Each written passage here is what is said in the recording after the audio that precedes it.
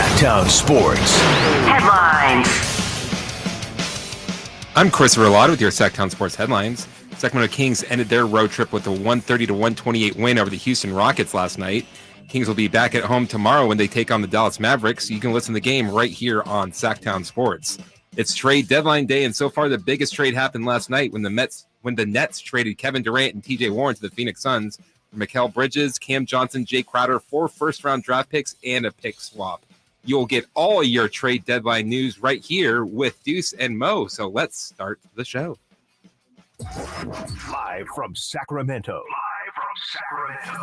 It's Deuce and Mo. on Sactown Sports. We are live, and we are approaching 1 hour from the NBA's trade deadline, and it's pure chaos. Are the Kings going to make a move? They've been quiet thus far. We are going to be live, wall-to-wall NBA trade deadline coverage, live and local. We'll be talking to you, of course, in the YouTube chat, youtube.com/Sactown Sports at 1140.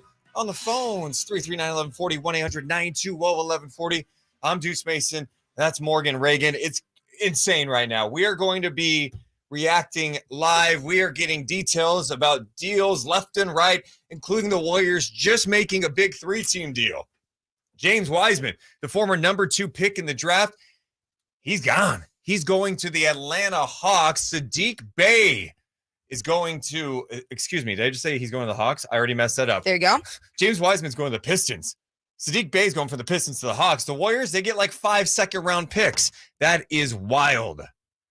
This is insane right now. This is insane. No, this is one of those trade deadlines that you live for, that you just can't wait for it to happen. Last night, blockbuster trade in the NBA late at night. It's like Christmas Eve. All the people that actually stayed up and waited for Santa, oh yeah, you got your presents. The ones that had to wake up and hear it in the morning, didn't get to enjoy and experience the moment live. It was so fun. It was better than Christmas Eve. Was it better than Christmas seeing Kevin Durant go to the Phoenix Suns in a mega deal?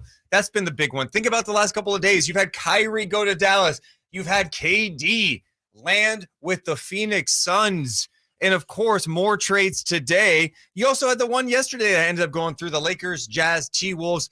Huge deal with Westbrook going to Utah. The Lakers landing D'Angelo Russell, landing Jared Vanderbilt, landing Malik Beasley, changing things. So the West is wild right now. We have other deals, including the Portland Trailblazers landing a guy that we knew the Kings were interested in, Matisse Thybulle, on a 3-team deal with the Hornets and the Sixers. The Sixers get Jalen McDaniels in the deal. Remember Jay Crowder? Well, he's headed to the Nets in that KD trade. He has been rerouted to Milwaukee in a 3-team deal. Thomas Bryant says, I'm leaving the Lakers, headed to the Mile High City in Denver. Jakob Poeltl, he used to be with the Raptors. He's on the Spurs. Oh, wait, now he's going to the Raptors for Kem Birch. This is at a fever pitch. This is what we live for. How are we doing on a trade deadline Thursday? This is what I love about Deuce Mason. These moments are his moments. The only time I actually like this man. These are my favorite moments with you. You are so good at recapping. Keep it going. Actually, do we have a whiteboard in this place? Can we shove a whiteboard back here and get some lines going everywhere and let's do this? Can't cuss. Yeah, All probably right. a little late for that. Okay. Now we're wondering what are the Kings going to do. We're waiting. We're getting bombs left and right. We have another trade that is coming in. The Hawks and the Rockets agreeing to a deal according to Woj. Hawks are trading Justin Holiday, former King, and Frank Kaminsky, another former King, to Houston for Garrison Matthews and Bruno Fernando. What a trade. Mm-hmm. Hey, Chris, I think I emailed you a sound, you know, that sounder, my breaking news one. Can you put it in that one folder so I have it? It's very important that we use that. Another trade that someone just mentioned that was pretty significant before this show started, Bones Highland. There's been so much talk about him not satisfied with his role. He has been traded from Denver to the Los Angeles Clippers. Are you kidding me? And why that is so significant, obviously, is because the reports we were hearing about Russell Westbrook. Could he be that backup point guard with the Clippers, with everything that's been going down there with John Wall? And now you have Bones Highland. What are they trying to do over there? Where's Russ gonna go? Well, there sounds like Miami's interested. Clippers probably still interested. So we'll figure out how that goes out, I'm sure, in the next couple of days. As far as today, what are the Kings going to do? Clock is ticking. The Kings haven't made a move, but all these teams around them in the West are making moves. Portland's made moves. The Lakers have made moves. Denver's made moves.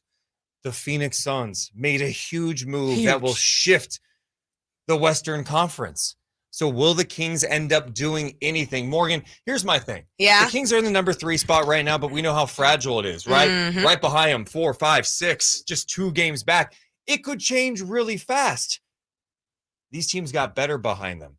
I think the Kings need to make a move, and it doesn't have to be a drastic one, but it needs to be one that can shore up some things. The last couple of games, 128 to Houston, they gave up 120 the game before that. We know the weaknesses. We know they need more size. Know they need perimeter defense. Can they get something done in the next hour? Well, you would hope that they can. And how many times I've especially have talked about this over the last couple of weeks of, yeah, I know you want to keep this team together and it's cute and it's fun and things are going well, but you got to be willing to make those tweaks because you know other teams in the Western Conference are going to make tweaks. Now, I wasn't expecting some future Hall of Famers to just bring their ass over here to the Western Conference and make every team behind the Kings better. No.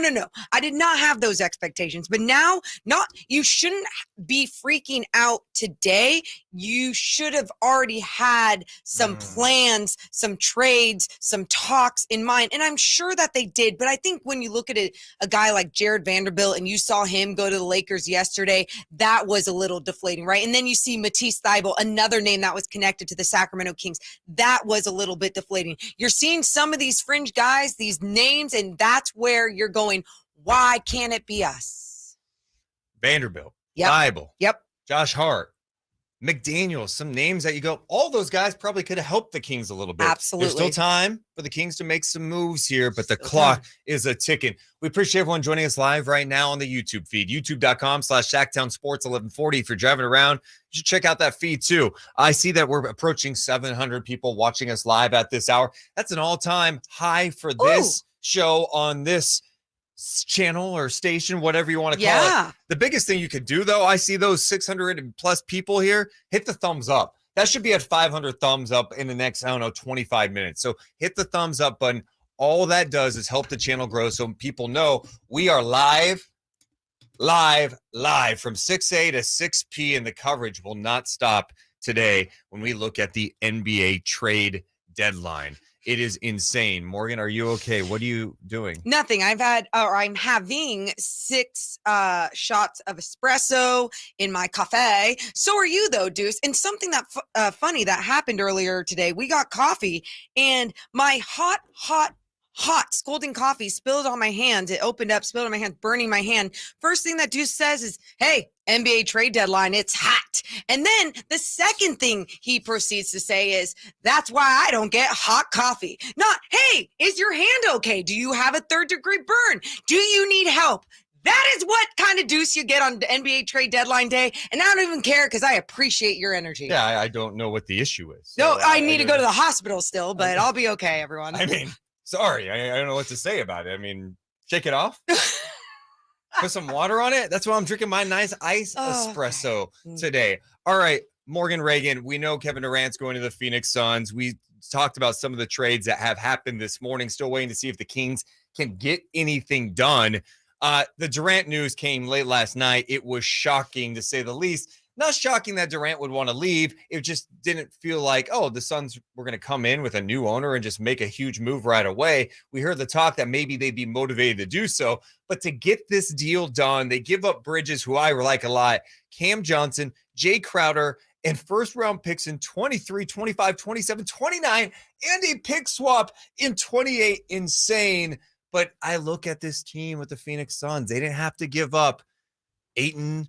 They have to give up, of course, Booker. They wouldn't do that. Chris Paul. They kept kind of their main core together. Losing Bridges is not easy, but adding Durant and TJ Warren, what a move for the Phoenix Suns. It was huge for the Phoenix Suns. And I know if you went down their depth chart and you look at guys like Damian Lee and, other just kind of random pieces along their squad, they still have a solid squad, and they have a great coach in Monty Williams, who also has a relationship with Kevin Durant. There's just so much good that can come from this deal for the Phoenix Suns. I know they lost who they lost. And I think when you look at someone like Cam Johnson, who only played 17 games this season due to obviously his health.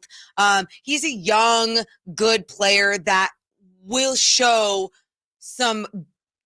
play some good basketball with the Brooklyn Nets, right? Like, has a bright future. But the Phoenix Suns last night said, oh, no. We're not dead. We're on life support right now. Oh yeah, inject it into our veins. We're ready. We're here to contend in the Western Conference with these moves that they made. Oh, I said it. And they're not other teams aren't standing pat. You wonder if Memphis or New Orleans could pull something off at the trade deadline. People keeping an eye right here in Sacramento. Are the Kings going to do anything? And I get where the Kings are at. There's some people that are like, hey, they don't need to make a move, man. Just enjoy it. They're better than you thought. Mm-hmm. I'm not even talking about the Kings need to make some drastic move to try to compete with the Suns and those teams. There's a gap, right? The Kings may be the number 3 seed, but there to me is a clear gap between the Kings, the Suns, the Nuggets, the Pelicans when healthy, the Grizzlies. But the Kings could do something to solidify their spot in the top 6. And that's my concern right now is you look at where the Kings are at as we approach this post-trade deadline schedule. They play the Mavericks and the Suns 6 times. 6 times between Friday and the end of the season. Not saying they're going to lose those games. I'm not even suggesting that Dallas is going to be better than Sacramento, but I think it's clear to me the Kings could do something here to improve their team, and I'm curious if they can get something done in the next 15 minutes. Just to throw something at you those 6 times, Will Z Stats tweeted out to us or shared it with us last night. He said those 6 games are the most out of any team in the league. No other team has 5. Lakers, Thunder, Spurs have 4. Tough break for the Sacramento Kings. Absolutely. When you look at how these two teams have truly elevated themselves in what they are in the Western Conference. But you go down the Western Conference and you think about the Golden State Warriors making a move today. And Deuce raises his hand as he gets ready. Oh, no. Breaking news sounder at this hour. The Houston Rockets finalizing a deal to send Eric Gordon to the Clippers. So the arms race in the Western Conference continues. We knew the Clippers got Bones Highland from Denver. They just added the veteran Eric Gordon. He used to play there. He is now going to the Clippers in a deal. The Clippers aren't playing around. The Clippers just 2 games behind the Kings for the number 3 spot in the Western Conference. These teams are being aggressive. Shams Charania reporting right now that Rockets are finalizing deal to send Eric Gordon to the LA Clippers. Wow. So we'll see what they end up giving up, but Eric Gordon can play. It's a veteran guy. We know. We just saw him the last couple of games. He still has it, and good for him to get out of Houston, by the way. Thank goodness. You know, obviously last night the Kings had played Eric Gordon and the Houston Rockets, and he had that foul late on De'Aaron Fox with only seconds left to put him at the free throw line to end up getting the game-winning free throws. Eric Gordon, though, is a guy that can add that veteran presence, that can manage, control the floor, yes, and as Oscar said, as Oscar says, Eric Gordon's got that junk in the trunk. Oh, he's got that girth. We need to take our first break on the radio side. We're going to be back in 60 seconds. We're always live on youtube.com/Sactown Sports 1140. Hey, I'm sorry, is Adam Woj there or no? Oh, okay, he is. All right.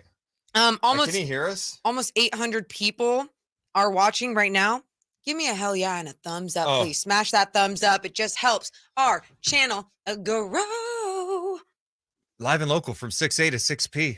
Dave and Jason in the morning with Jay. Then you got us. Then you got Kettles and Rami. Simone. Come on, let's get it going.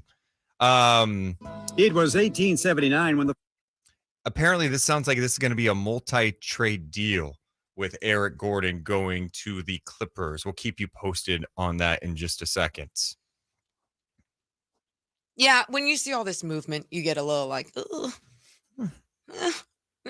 clock is a ticking. The clock is a ticking. How about all these teams Okay. Ooh, whoa, whoa, whoa, whoa, whoa, whoa. The Clippers are sending Luke Kennard to the Grizzlies. What is happening in the NBA? No! Luke Kennard is going to the Grizzlies. He had been out of the rotation. This guy can shoot it. Interesting pickup. So I wonder if that's part of the 3-team deal. We'll keep you up to date on all these trades. Bones Highland going to the Clippers. We just found out Eric Gordon is going to the Clippers. Luke Kennard headed to the Memphis Grizzlies, gives them some shooting. We do have this update. The Rockets are this can't be serious. The Rockets are acquiring John Wall in a 3-team deal with the team he Grizzlies and trashed. Clippers. Yes.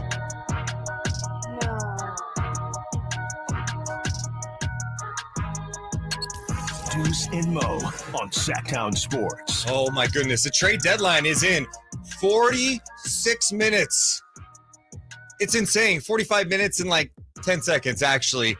We are live. Deuce, Mason, Morgan, Reagan. The YouTube chat's popping at youtube.com/Sactown Sports 1140. More trades happening at this hour. Shams Charania reporting that Eric Gordon is being traded to the Los Angeles Clippers. Still details pouring in at this hour. It's a 3-team deal. Sounds like it's going to be John Wall going back to the Houston Rockets. I imagine he'll be bought out after that. And in addition to that, Luke Kennard is leaving the Clippers and he is headed to the Memphis Grizzlies. I hate that one. Yeah. Well, what do the Memphis Grizzlies have to give up for Luke Kennard? We're waiting for that. But either way, they add a shooter from a sharp shooter from the outside. Probably like 8 second-round picks. Yeah. The Kings have a lot of second-round picks. Let's get on this action. As we wait for more details to pour in, let's go to our very own insider. He is the brother of Adrian Wojnarowski. His name is Adam Wojnarowski. He's got details all the time, and I'm very excited to see what he has this morning. Is that Adam? Deuce and Mo, can you hear me? Yeah, we got you. Yeah. Is everything okay? It is been a very busy 96 hours. Most of us here have not slept a wink. It's a very busy trade deadline, and they keep pouring in. We've got 46 minutes until the deadline is done, and I'm being told we haven't even scratched the surface of the amount of trades that we could see. What are you hearing at this hour, Adam? I just called into the Kings front office. Okay. When someone answered the phone, they screamed, a fax machine exploded in the background, and Monty McNair is attempting to declare martial law around the Golden One Center. The Kings front office is desperately trying to make a move here. Okay, that is great. Adam Wojnarowski. Adam, I feel like you're a little stressed out this morning. Oh, no, I live for this. Like I said, I haven't slept in 96 hours. I've eaten a lot of Gushers, and I'm ready to go. You're eating Gushers? Oh, yes. I've had at least 6 or 7 Costco-sized packs of Gushers.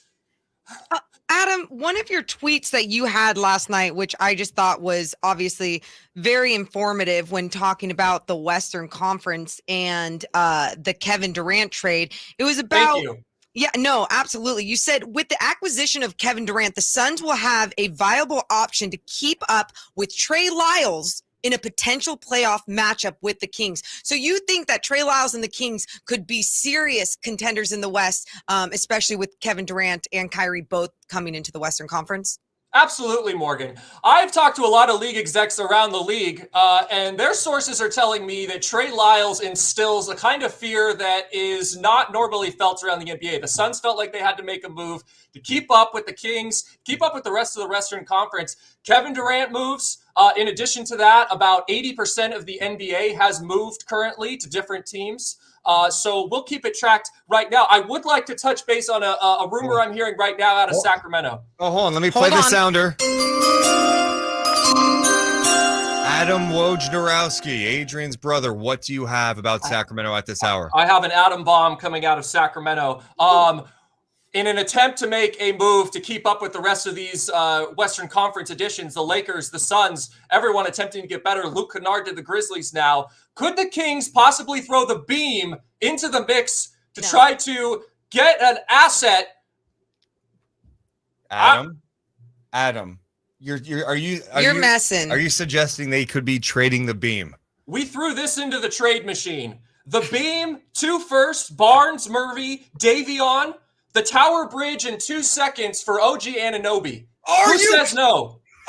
I say no. I'm not the Tower Bridge. How are we going to get to West Sacramento? Well, that's something that will have to be addressed, possibly with another move after that. Okay. Adam, we're going to check in with you over the next hour to see if you have any more information, and we'll continue to talk about what is happening at the deadline, Adam. Absolutely. See ya. There's Thanks Adam for joining us, Wojnarowski. Adam. Great info. We got more breaking news at this hour. Oh, no.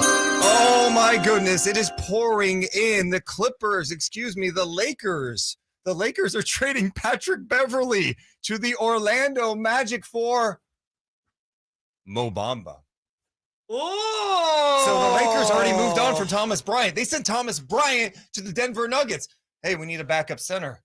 Well, who do we need? We need some toughness. We need a guy that maybe has a little more to give than he's been showing in Orlando. They get Mo Bamba. That is someone the Kings have been tied to. So the Lakers trade Patrick Beverley to the Orlando Magic for Mo Bamba. Okay, there you go. You get rid of Patrick Beverley. You saw LeBron and his body language whenever Beverly tried to give him a high five. I feel like that's pretty much Patrick Beverley everywhere you go. He might have found his soul, his spirit in Minnesota, but then was traded. So what is he going to do in Orlando? We don't even know at this point, but either way. He's preparing for his next gig on the Shanghai Sharks. Thank you very much. He'll be out of the league soon. Okay, but you should still be nice. Let's continue to talk about some of these trades because we are mentioning this 3-team deal with the Clippers and the Grizzlies and the Rockets. Always interesting to see two teams competing with each other, making deals, right? The Clippers are acquiring Eric Gordon. The Grizzlies are sending Danny Green to Houston in the deal. I imagine that could be a buyout opportunity. Maybe that's someone the Kings look out in the buyout market. I would be looking at Danny Green if healthy because of his veteran influence and he's got the experience. I don't know how healthy he is. The Clippers are sending Kennard to the Grizzlies, who are sending 3 second-round picks to the Clippers in the deal. The second-round picks again. Well, the Kings have a lot of them, and we're not seeing any movement from Sacramento. We are, less than 40 minutes away from the NBA trade deadline. Teams are making moves left and right. Will OG Anunoby be traded at the deadline? Could something big be happening with OG Anunoby? He's a name that some people are saying Western Conference teams are in on right now. Could Zach LaVine be on the move? There are names left and right. This morning we've seen chaos. Matisse Thybulle, he leaves the Sixers. He's going to Portland. This is right after Portland traded Josh Hart to the Knicks. What is happening? Kevin Durant is with the Phoenix Suns. Dude. And almost 900 people watching us live right now. Let's go, baby. You know we love NBA trade deadline. I know you love NBA trade deadline. Deuce, keep this up. What else do we have? Please tell me more is going down. We're still waiting details on more deals that are happening. We mentioned Woj is confirming the Magic Lakers deal with Mo Bamba going to the Lakers, Beverly going to the Orlando Magic along with a second-round pick. So teams being smart, using second-round picks to get some of these deals done. So this is something to watch. Will the Kings do anything? We have 909 people watching us live on youtube.com/Sactown Sports 1140 and thousands listening all over the world. If you're in the chat, make sure to hit the thumbs up button. Let's get that to 500 thumbs up in the next 10 minutes. Make sure to subscribe to this channel too, because you get content like this all the time. All day long. Deuce, how are you feeling right now as you take a little second about the Sacramento Kings and what they have not done at this trade deadline? And this is, we're speaking from right now, today, because 2 days ago is probably different than how you feel right now. Yes, I was not like, the Kings, they don't necessarily have to make a move. But with all the movement that we're seeing right now, it has to adjust your thinking. And I'm not saying you need to do something that's going to mortgage your future. But the Sacramento Kings need to make sure they are a playoff team now. They have come this far into the season. They just surpassed last year's win total with the win last night in Houston, 31 wins on the season. They're only 2 games up at the number 3 spot. This is a fragile situation. Teams behind them are making moves. Dallas, we just talked about them the other day, getting Kyrie Irving. How's that all going to fit? We'll find out. But then the Clippers have been super aggressive, right? Bones Highland, Eric Gordon. These are significant moves. Could they be a player on the buyout market? The Memphis Grizzlies, they just made a move too, adding Luke Kennard. The Lakers making moves. The Blazers, they made some moves. I'm not sure they're better, but they're changing some things up. The reality is the Kings do have weaknesses that we've all seen all year long. It's about how can they make some tweaks, even if they're subtle, to ensure their spot in the NBA's Western Conference playoffs for the first time in 16 years. And I think when you look at those tweaks and you seriously look at a postseason and you look at trying to get that spot in the postseason, you look at those tweaks really being on the defensive side. It's not just about finding a guy that can play defense. He's got to be able to be out there on the floor, not be a liability on the offensive end, and not be able to score for you at all, especially at this level. You see what Mike Brown has been wanting to do, and we have another trade. And this is, again, we're talking about teams in the West making moves. Everyone in the West making moves at this hour. Josh Richardson, a guy that I thought would be a good target for the Kings, he is being traded to the Pelicans. This is significant. Another player who is going to help the team that's in the West. This is going to be interesting to see how the Kings pivot here. And I'm waiting for more details to come in on this. But Shams Charania from The Athletic reporting that the Spurs are trading Josh Richardson to the Pelicans. We have to take a break on the radio side. We're going to keep this moving on at youtube.com/Sactown Sports 1140. It's our NBA trade deadline extravaganza watch party. That's epic and awesome. It's Deuce and Mo at Sactown Sports.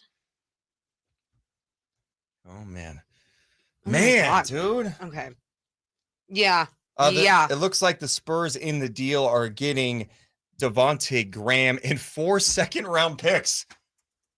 Second-round picks are the hottest things. Second-round picks. Is this where I'm just finding out that each team gets like 5 second-round picks every year? Yes. Oh, my God. Maybe second-round picks are the commodity, and that's why Monty wants to hang on to his and not make a deal. Oh, man. But this is insane. I'm nervous, Morgan. You should be at this point. Well, no, you shouldn't be. Because I was nervous earlier this week when I saw a lot of these names and a lot of these tweaks. And we talked about this for the past 2 weeks. And so many people want to say, hey, if it's not broke, don't fix it. Hey, if it's not perfect, make the tweaks. Fix it a little bit. Do what you need to do. And you wouldn't be breaking down this whole team. You've got to make this team better for the following year as well. Because right now, that's what all these other teams did. We have an update on the deal with the Pistons, Hawks, and Warriors. Kevin Knox is going to the Warriors, a part of that multi-team deal. So not the biggest thing, because Woj is saying that Knox may be moved on to a new team. This is insane. Dude. This is the NBA trade deadline. What? 999 people watching live. Get to 1,000 or I walk. Or he walks. Don't make him walk. Yeah! 1,000 people. Let's go. If you're here, make sure to hit the thumbs up button. Let's keep this going.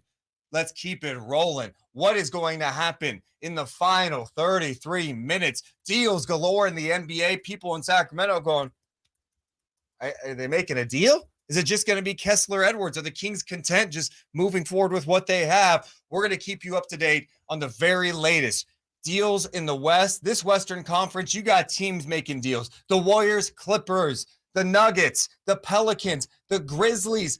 5 of those Western Conference teams have made deals today. That's not even talking about what the Suns did last night with Kevin Durant. The Mavericks did with Kyrie Irving. This is an arms race in the Western Conference. GMs in the West going, there's an opening. There's a chance to come out of the Western Conference. What can we do? Can we position ourselves in a different way? We'll find out what the Sacramento Kings can do. My goodness. Oh, man. Gracious. Insane.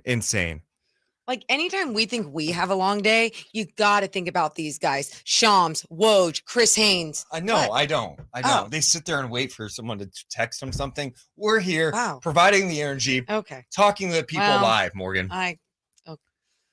Just feeling for other humans, huh? Can I show a little compassion, baby? Crazy trades. Oh, yeah. Dude, thank you, everyone, for joining us on the chat. We're seeing you guys. We're making sure we're hitting on everything as it's going down. And then, obviously, we will be communicating more and more with you as the show continues. Can we get a high of 500 thumbs up, something that's never been done on this channel? I think we can. Let's do it today. Make sure to hit the subscribe button. Yeah, you're not prepared for that. We've already surpassed 4. I might have to work on that. Okay. Oh, man. I've got 500. I like it. Monty, make a trade. I got 500 on it. Can the Kings land Mason Plumlee today? Can they make some sort of move? I see all these second-round picks. Let's see if you could use some of those second-round picks that you have. Let's go. Oh man. People asking Monty McNair where you at. Oh yeah, dude. Where's Toronto in all this? That's a team. Maybe the Kings are talking to the Raptors right now. Could something dramatic? Could Gary Trent Jr. That's a name for Sacramento that makes some sense. A guy I know you got guards, but this guy can defend. Long wingspan. He could shoot it too. Former King too. Oh yeah, and Plumlee. All right, stand by. We got an update and then back to us. Sactown Sports. Headlines. I'm Christopher Lott with your Sactown Sports headlines. Sacramento Kings ended their road trip with a 130-128 win over the Houston Rockets last night, and the Kings will be back at home tomorrow when they take on the Dallas Mavericks. You can listen to the game right here on Sactown Sports. It's trade deadline day, only 30 minutes to go, but the biggest trade so far happened last night when the Nets traded Kevin Durant and TJ Warren to the Phoenix Suns. Mikal Bridges, Cam Johnson, Jay Crowder, 4 first-round draft picks, and a pick swap. Now more of Deuce and Mo with all of your trade deadline news.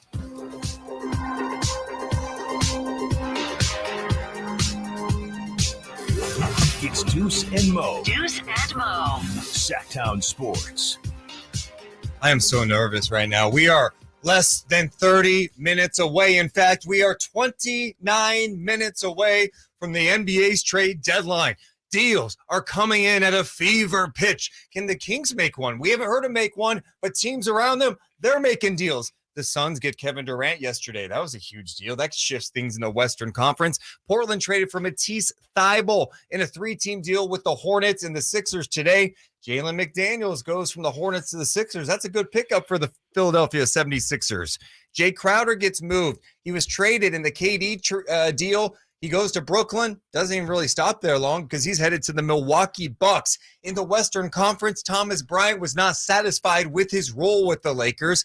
After AD came back, he wanted more minutes. Well, they said, fine, you want to trade? We're sending you to back up Nikola Jokic and the Denver Nuggets. We'll see how many minutes you get, but he goes to the Denver Nuggets. The Lakers, Jazz, and T-Wolves made that huge deal in the West, too. We forgot about even mentioning that because of all the deals that happened today. Jared Vanderbilt, that's a big deal. I wanted him for the Kings.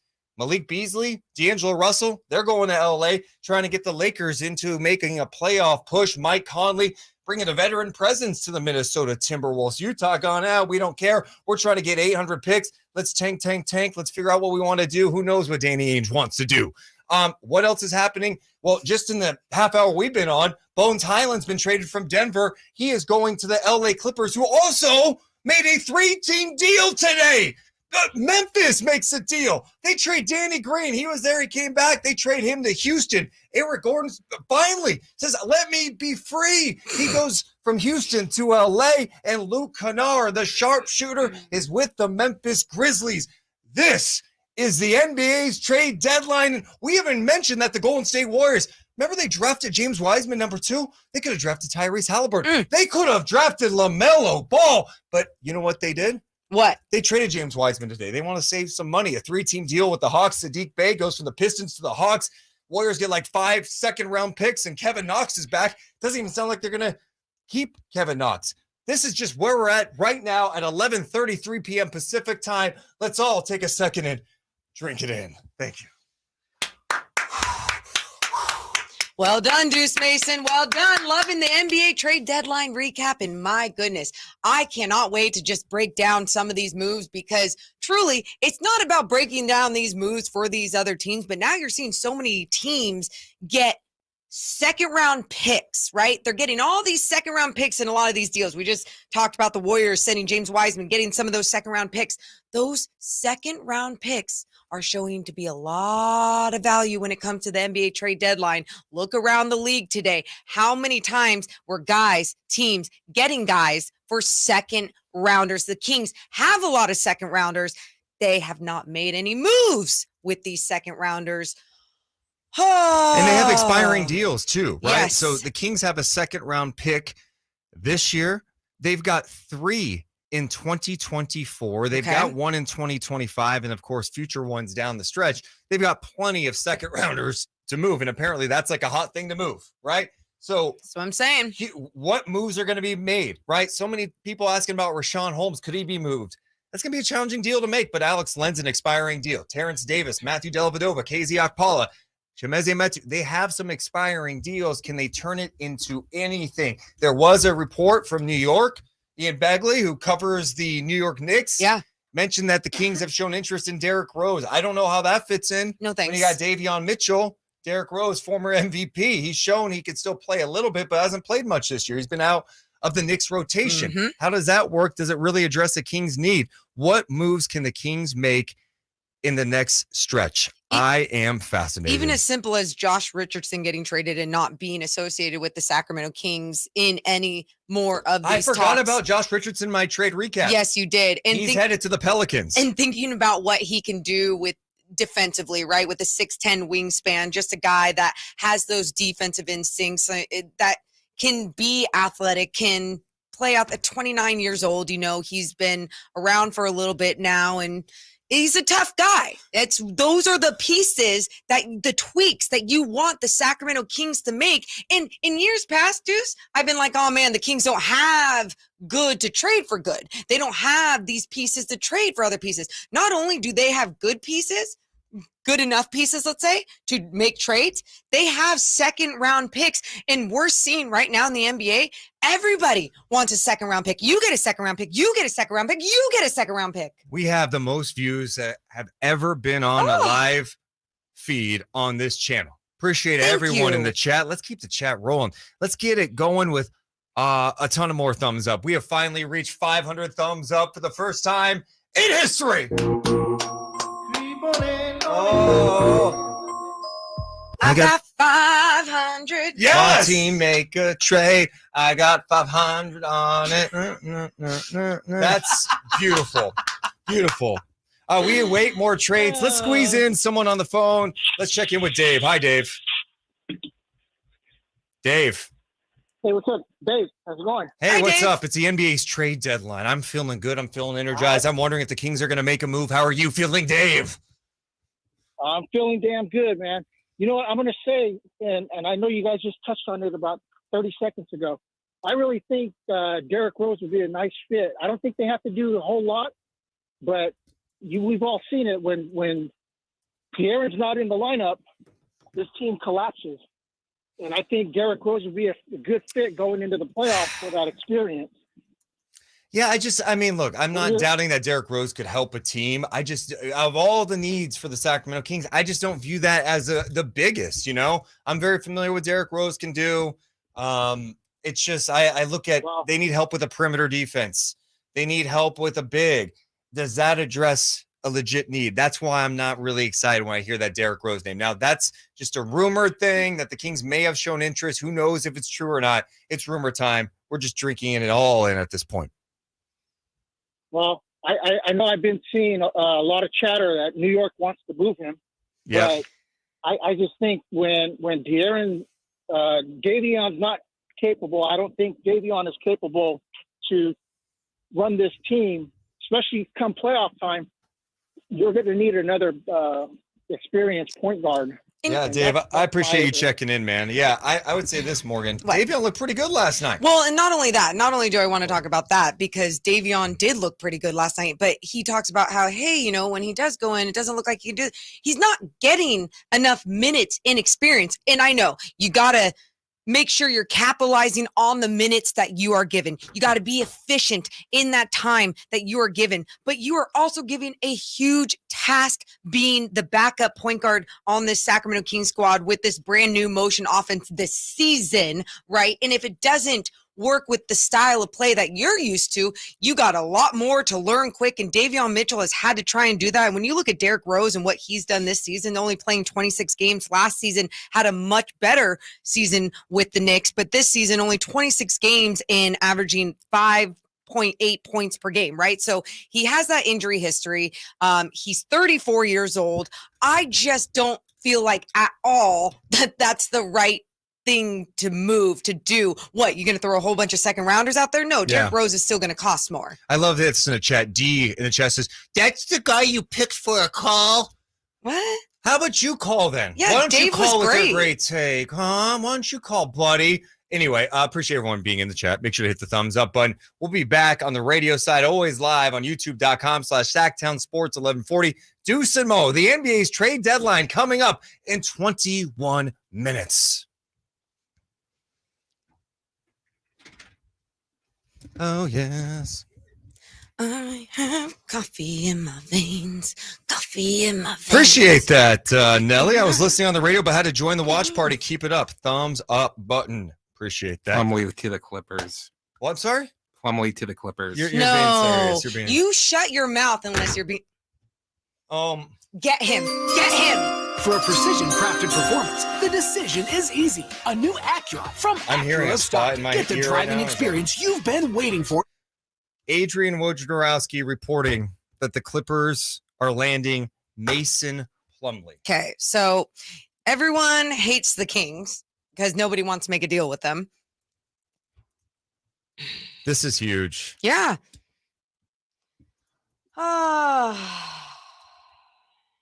Okay, let's see what else is coming in at this hour. Clippers are sending Reggie Jackson to Charlotte in the deal for Mason Plumlee. What? We are 20 minutes away from the NBA's trade deadline. This is insanity. Some of the players that the Kings have been interested in are on the move, and they're on the move to Western Conference teams directly behind them. Mason Plumlee, are you kidding me, is going to the Clippers. Maybe we'll check in one more time with Adam, too, to see if there's anything he's hearing at this hour. I think that's fair. He said he's still, I saw his most recent tweet was about, I'm working on confirming every trade rumor. Okay. Because he's saying that these are all still rumors by Shams and Woj and that he will confirm them in the end. Wow. So just an update. We're just hearing from Adrian Wojnarowski on ESPN that the Hornets are trading, the Clippers are trading Reggie Jackson and receiving Mason Plumlee. That's a big time pickup for the LA Clippers as he is being moved from the Hornets to the Clippers.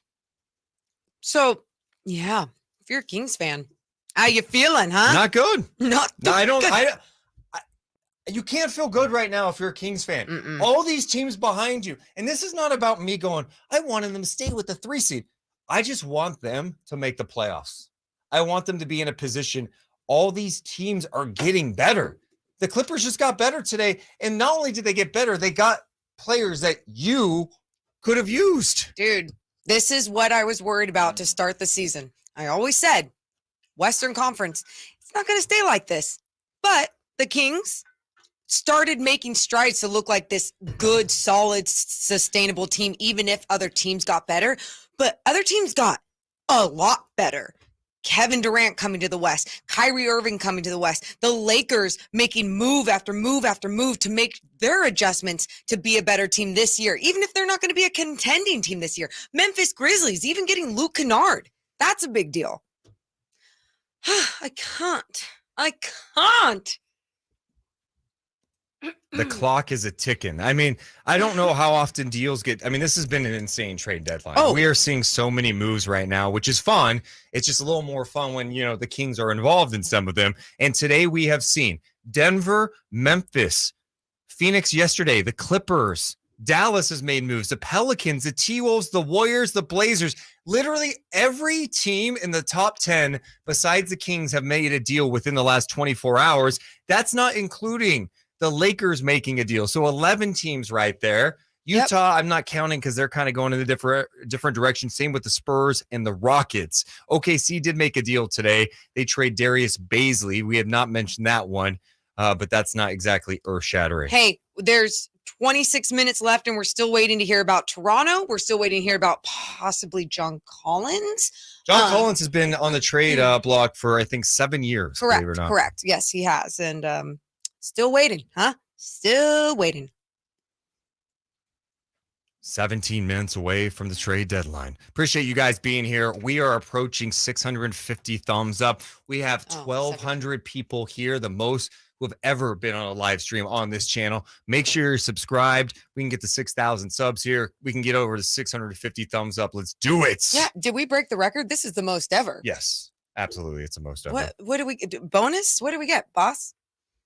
Look. Bonus check? Chris, you want a bonus check? Let's go ask. Look. Yeah, I'll take one. Yeah. Let's go. Thank you guys for making this happen. My goodness. What is Thanks, going to guys. happen? You get a high five. Thank you. I'll take that too.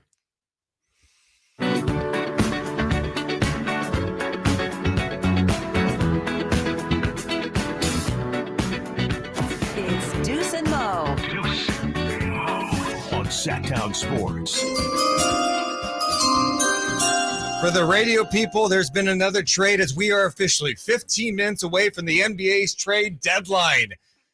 All these teams in the Western Conference are making moves left and right. Teams in front of the Kings, teams behind the Kings. They're all trying to position themselves to make a huge push in the Western Conference, and a player that the Kings were interested in, Mason Plumlee. He has been traded from the Hornets to the LA Clippers. The Clippers aren't playing around today. The Clippers today at the deadline have landed Plumlee, Eric Gordon, and Bones Highland in 3 separate deals today. They are just 2 games behind the Kings in the number 3 spot. Literally, all these teams around the Kings are making deals today. The Kings have made 1 deal, and that was the other day when they traded for Kessler Edwards. We're 15 minutes, almost 14 minutes away from seeing what transpires if the Kings make another move. No Kessler Edwards slander. 1. 2, you're absolutely right. It's not fun to watch the Western Conference get better and better right in front of our eyes as the Kings will remain the same. And not only will they remain the same, they have shown that they could be a good team in this league, in this Western Conference, wanting them to be a top team in the West so they get a playoff spot and not a play-in spot. Now, when you have this many teams under them getting better, when the 3rd spot from the 10th spot is how many games apart, it is a little worrisome, especially after a game last night against the Houston Rockets. Things were close, came down to the last few seconds and a few De'Aaron Fox free throws. Those moments, you go, wow, there's some tweaks that need to be made. Tweaks are not being made, but tweaks are being made for all the other teams in the Western Conference.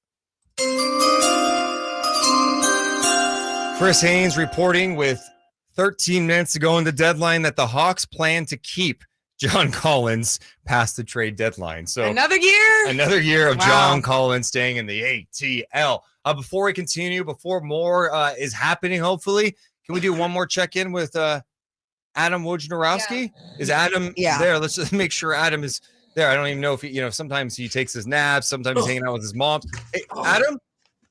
I'm awake. There was a lot of speculation that the Magic might take Jabari Smith with the first pick, but I can confirm right now, Banchero is going 1. Wait, no, that was like almost a year ago now. I apologize. Those are the wrong notes I have in front of me. I do have some Kyrie news. I do have some Kyrie Irving news, Deuce and Morgan. What do you have? I am told from a league executive with knowledge in the front office that someone in Kyrie's camp told this person and this source that Kyrie Irving is unsettled in Dallas. Apparently, after the game last night, he discovered that a deep state cabal might have an unlimited energy source underneath the stadium court. Kyrie is examining the situation, and I'm told the Northeast is home. We'll see if he might bounce back to a team in the Northeast. Okay. So Kyrie is he's doing his own research on this to find out more at this hour.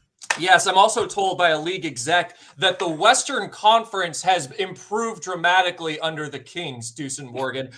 This league executive compared it to a crunchy taco being upgraded to a cheesy gordita crunch at Taco Bell. Currently, the league exec told me that the Kings are a crunchy taco supreme, which is nothing to balk at, that has sour cream and tomatoes, but that the Kings will remain a crunchy taco supreme unless they can add some onions or possibly upgrade to a chalupa. This is insight you won't get anywhere else. You are so much better than your brother, Adrian. Have you talked to Adrian lately? I haven't talked to Adrian Wojnarowski in 2.5 years, but he's spouting out a lot of nonsense on Twitter right now. But don't worry, I am quote tweeting every single thing he says and reconfirming it. Okay. So really quick too, how do you feel about Shams getting to so much news even before your brother Adrian? We all walk in the shadow that is Shams Charania. He is a living legend. The man is at the top of his craft. I'd say I'm number 2, and I'm fine with being in the number 2 spot. Wow. Shots fired at Adrian. Adam, we can't thank you enough for all your insights on NBA trade deadline day. Thank you so much for joining us, and hopefully we'll catch up with you soon. It's been a pleasure. Thank you, Deuce and Morgan. Adam Wojnarowski. Amazing. Gorgeous brother with atom bombs. I mean, it's some great insights there. You just don't really get anywhere else. The Taco Bell thing was interesting. I loved it. It was very relatable for anyone that truly understands a cheesy gordita crunch and a supreme taco. All right, Morgan. Yeah. In 3, in 2, and 1, we are officially 10 minutes away from the NBA's trade deadline. All right, let's be honest for a second. And we're going to do our full recap after. Okay. Do you think a deal is going to be done No. with the Sacramento Kings? No. Wow. Nope. I think as soon as you saw Chris Haynes tweet about John Collins too, it means like, okay, they're done over there making those moves. I think Toronto will hear something about Toronto. I don't know if it will be connected with the Sacramento Kings at this point. Could the Kings get in on Gary Trent Jr.? That's a name. Like, if the Raptors don't make any more moves, it's interesting. Maybe they're like, hey, we got Pirtle. We're just going to try to see what we can do in the East. The East has lost some talent now. Let's see. Yeah. I don't know if they can, just throw a whole bunch of second round picks. Like where are we at with this too? That's what's wild about this trade deadline. I feel like in years past, it's wow. The Blazers are making a move. Gary Payton II, GP2, is headed back to the Warriors for 5 second-round picks. Is this trade deadline just a second-round pick thing? So think about what the Warriors have done today. Insane. James Wiseman, he's been traded in a 3-team deal. He goes to the Pistons, right? That's pretty crazy. They move on from the number 2 pick. Sadiq Bey goes to the Hawks. And the Hawks gave the Warriors 5 second-round picks. Warriors went, hey, we don't want these. Here you go, Portland. Give us GP2 back. The Warriors land GP2 at the trade deadline. And they're routing, I love this. Woj says the Warriors are routing Kevin Knox to the Blazers via multi-team deal with the Pistons. So this is insane right now. The Warriors making some moves today, moving on from Wiseman and bringing back GP2. What? A guy that was a key guy for them last year. And he's going to massive. He's going to be a key guy for them defensively too, Deuce. Like you think about him trying to find his groove again, trying to get healthy again. Sure, in Portland, that's where he's going. He's been trying to find his health. And now coming back to the Warriors, a place that he knows oh so well, they need his spirit right there. And they did not want to pay him, right? That's why they let him walk initially, because it was going to be so costly to get him. But I imagine what's happening is Steph Curry, that group of the Warriors, is going, look, here's our window. We need to go for it. Wiseman's not going to help us now. Yeah, he's never going to live up to being the number 2 pick. We messed up on that. We have to move on. And now GP2 is back with them. Does that really change things for the Golden State Warriors? Steph's going to be out until at least after the after the All-Star break. So We are 8 minutes, now 7 minutes away from the NBA's trade deadline. Nothing new besides what we just learned about Gary Payton II. Have second round picks ever been more valuable in this league? Apparently not. And maybe that's why the Kings are keeping theirs, just for a rainy day. I like that. Hey, they still got the buyout market. I don't know why I'm already talking about that when there's still 6 minutes left before NBA trade deadline's over, before the trade deadline is here. But yeah, at this point, you're just seeing all the action going around and you're wondering how much these teams were talking to each other days and days before. It's like the Kevin Durant trade, for example. We're going to talk about that more once the trade deadline hits and it's 12 o'clock. But you look at that situation, it's not like they just talked about it overnight and say, yeah, let's trade future Hall of Famer Kevin Durant for this, and this. No. It took a while to get there. Looking at what has transpired as we are approaching 6 minutes away from the trade deadline, just in the Western Conference standings, Denver, they have made moves today, right? They just landed Thomas Bryant. The Grizzlies made a move today. They landed Luke Kennard. The Kings have not done anything besides land Kessler Edwards a couple of days ago. Dallas in the 4th spot lands Kyrie Irving. Then the 5th spot, the Suns, they land Kevin Durant and TJ Warren. The Clippers, one of the more active teams today at the number 6 spot in the Western Conference, they're making a push. Plumlee goes to the Clippers along with the veteran Eric Gordon, and they weren't done. They got the youngster Bones Highland from Denver. They're in the number 6. The Pelicans, they made a trade today. They land a player. They trade Devontae Graham. Who did they get? Are you forgetting? I forgot who the Pelicans got already. Who did the Pelicans get? I know who the Memphis Grizzlies got. I know who the Orlando Magic got. I know who a lot of the Pelicans are landed Josh Richardson from the Spurs. That's the one we forgot about. So the Pelicans made a move. Minnesota made a move yesterday by landing Mike Conley. Golden State, we just chronicled it. GP2 back with Golden State. They reach a deal with the Blazers to reunite with Gary Payton II. The Blazers have made a couple of moves, right? They move on from GP2 and Josh Hart. They landed Matisse Thybulle at the trade deadline. The Utah Jazz, they made deals. This is insane. We've got a break. Trade deadline is coming up in mere moments. We're always live on youtube.com/Sactown Sports, 1140. Oh, God. I need medical attention. Insane. This is insane. Appreciate the 1,300 people watching us live right now. We'll have a full recap of the trade deadline. We're going to talk about a deal that the Kings either make or don't make. This is wild. If you're here, let's hit the thumbs up. Can we get to 800 thumbs up? I think we can by the noon deadline. Let's do it.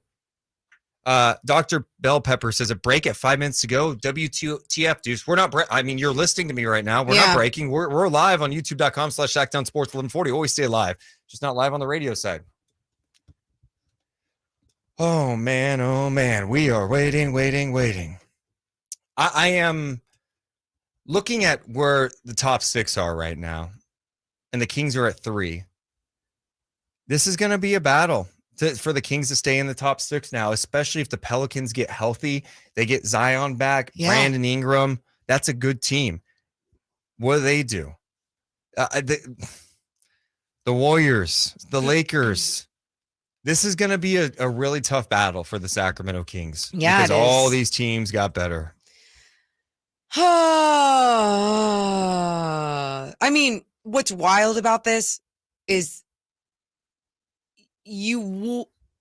every year you wish for a trade deadline like this. This is truly, this is what we live for as NBA fans. But when it's the first year in 16 years that the Kings are playing at this level and are figuring things out, and then every team underneath them make the tweaks to make their team that much better. I don't care what people can still say, like, oh, I'm not scared, or like, hey, there's still a lot of games, like these teams still have to win all these games, blah, blah. You saw how the Kings took on the Houston Rockets last night. Deuce told us how many times they still got to play the Phoenix Suns and the Dallas Mavericks 6 times. this year. 6 times. 6 times. How are you feeling? Well, with like 2 minutes to go, not good. Not good. And I know they could still do something on the buyout market. I'm going to wait to really say my piece to see if they do anything. Okay. I mean, at this point, it doesn't look like anything more is happening. Unless the Kings were like, no, we're going to announce it right at the buzzer so we lead the news. Right at the buzzer. Oh my, and it better not be Derek freaking Rose. God, there's so many times. You really scared me on that one. I know. And I'm sorry. I was about to say, I've been like, when you're just loose and feeling, and usually Deuce and I do the trade deadline on our podcast, on the Deuce and Mo podcast. And instead, when you're doing it here, you just can't cuss. I'm like, F-bombs are usually flying, man. We are scouring Twitter. We have our alerts on because we are less than 90 seconds away from the NBA trade deadline. What is going to happen? Can we get another deal in? Will there be any other deals? Or are we just done with deals? I'm getting nervous. Guys. Nathaniel in the chat says Zach Lowe is mentioning that Toronto is staying put. We are less than 1 minute away from the NBA trade deadline being over. Toronto is staying put? 45 seconds away from the deadline being over. It's Deuce and Mo. We'll have full reaction. Going to be live until 2 p.m. Cattles and Rami after us. We are talking NBA trade deadline in mere moments. 30 seconds. Here we go. We're going to count down together. 20 seconds. Hamburger Dad says, we don't need that much, guys. Calm down. No, we're going to explain why something needed to be done. And it's going to be a challenge now. Trades can be technically 10 seconds. announced. 10 seconds. 5, 4, 3, 2. Deadline's over. No alerts. We'll wait a couple of more minutes to see if there's more alerts. But with that, the deadline's over.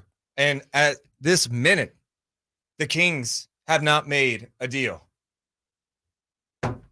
Wow. Did you have a tweet scheduled? Oh, I did. I was like, how'd you get that out so quick? We need to talk about a lot of stuff coming up. And you guys can hit us up, too, on the phones at 1-800-920-1140 if you want to actually talk with us, 339-1140.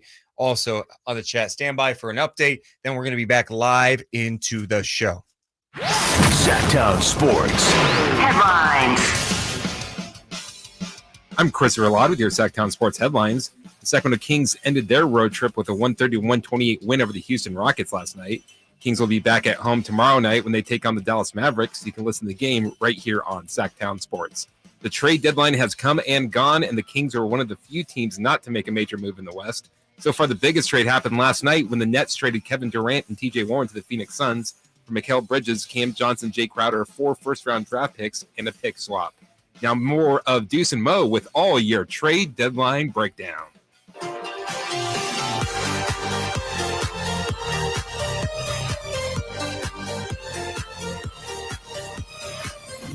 live and local. It's Deuce and Mo.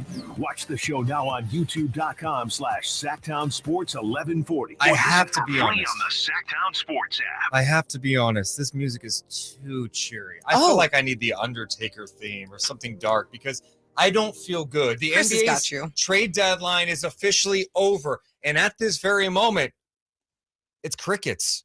It's crickets. There's nothing new being reported at this hour. And if it's not being reported, I would assume it's done. And the trade deadline comes to an end with the Sacramento Kings not making any more trades. They made one the other day, Kessler Edwards. But besides that, no other deals by the Sacramento Kings, while teams around them in the Western Conference made deals left and right to position themselves to make a big push. I'm Deuce Mason. That's Morgan Reagan. I am not feeling good at this hour. Hey, we got to go over our trade deadline winners and losers. All right, Morgan, we got to get serious about this. Okay. Now. Thank you, Chris. Today we saw, let's just go over the last not even 24 hours. Okay. The Denver Nuggets made deals today. They got Thomas Bryant. Yeah.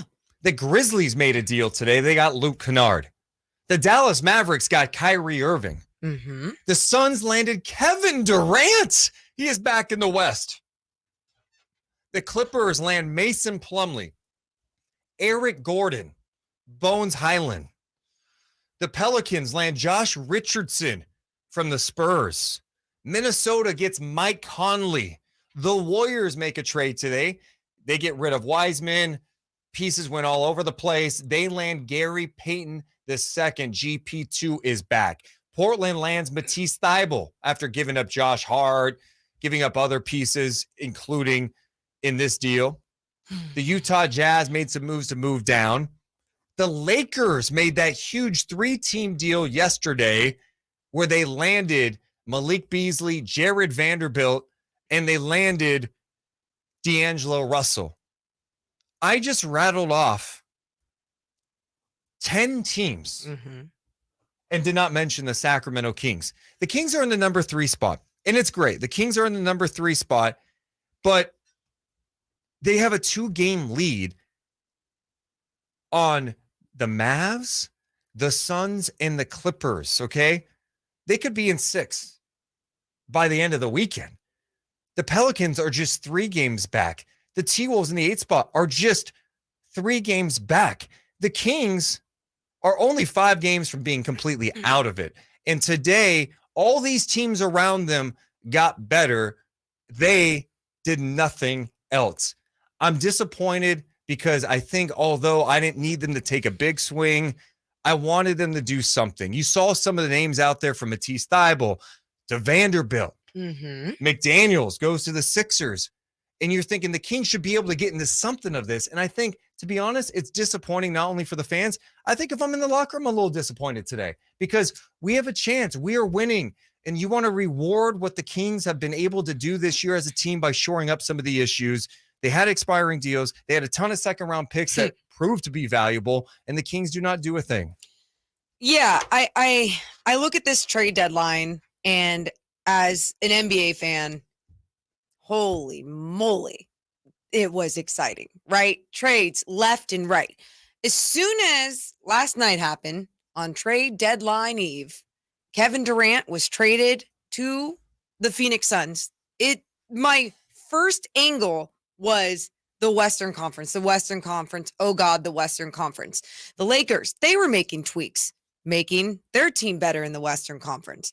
Then you see today, like you just said, all those teams under the Kings in the Western Conference making tweaks to make their team better, and the Sacramento Kings did not do that. It's frustrating to see so many people, if you asked 4 days ago, would be like, don't fix it if it's not broken. Don't make a move and ruin what's going well for the Kings.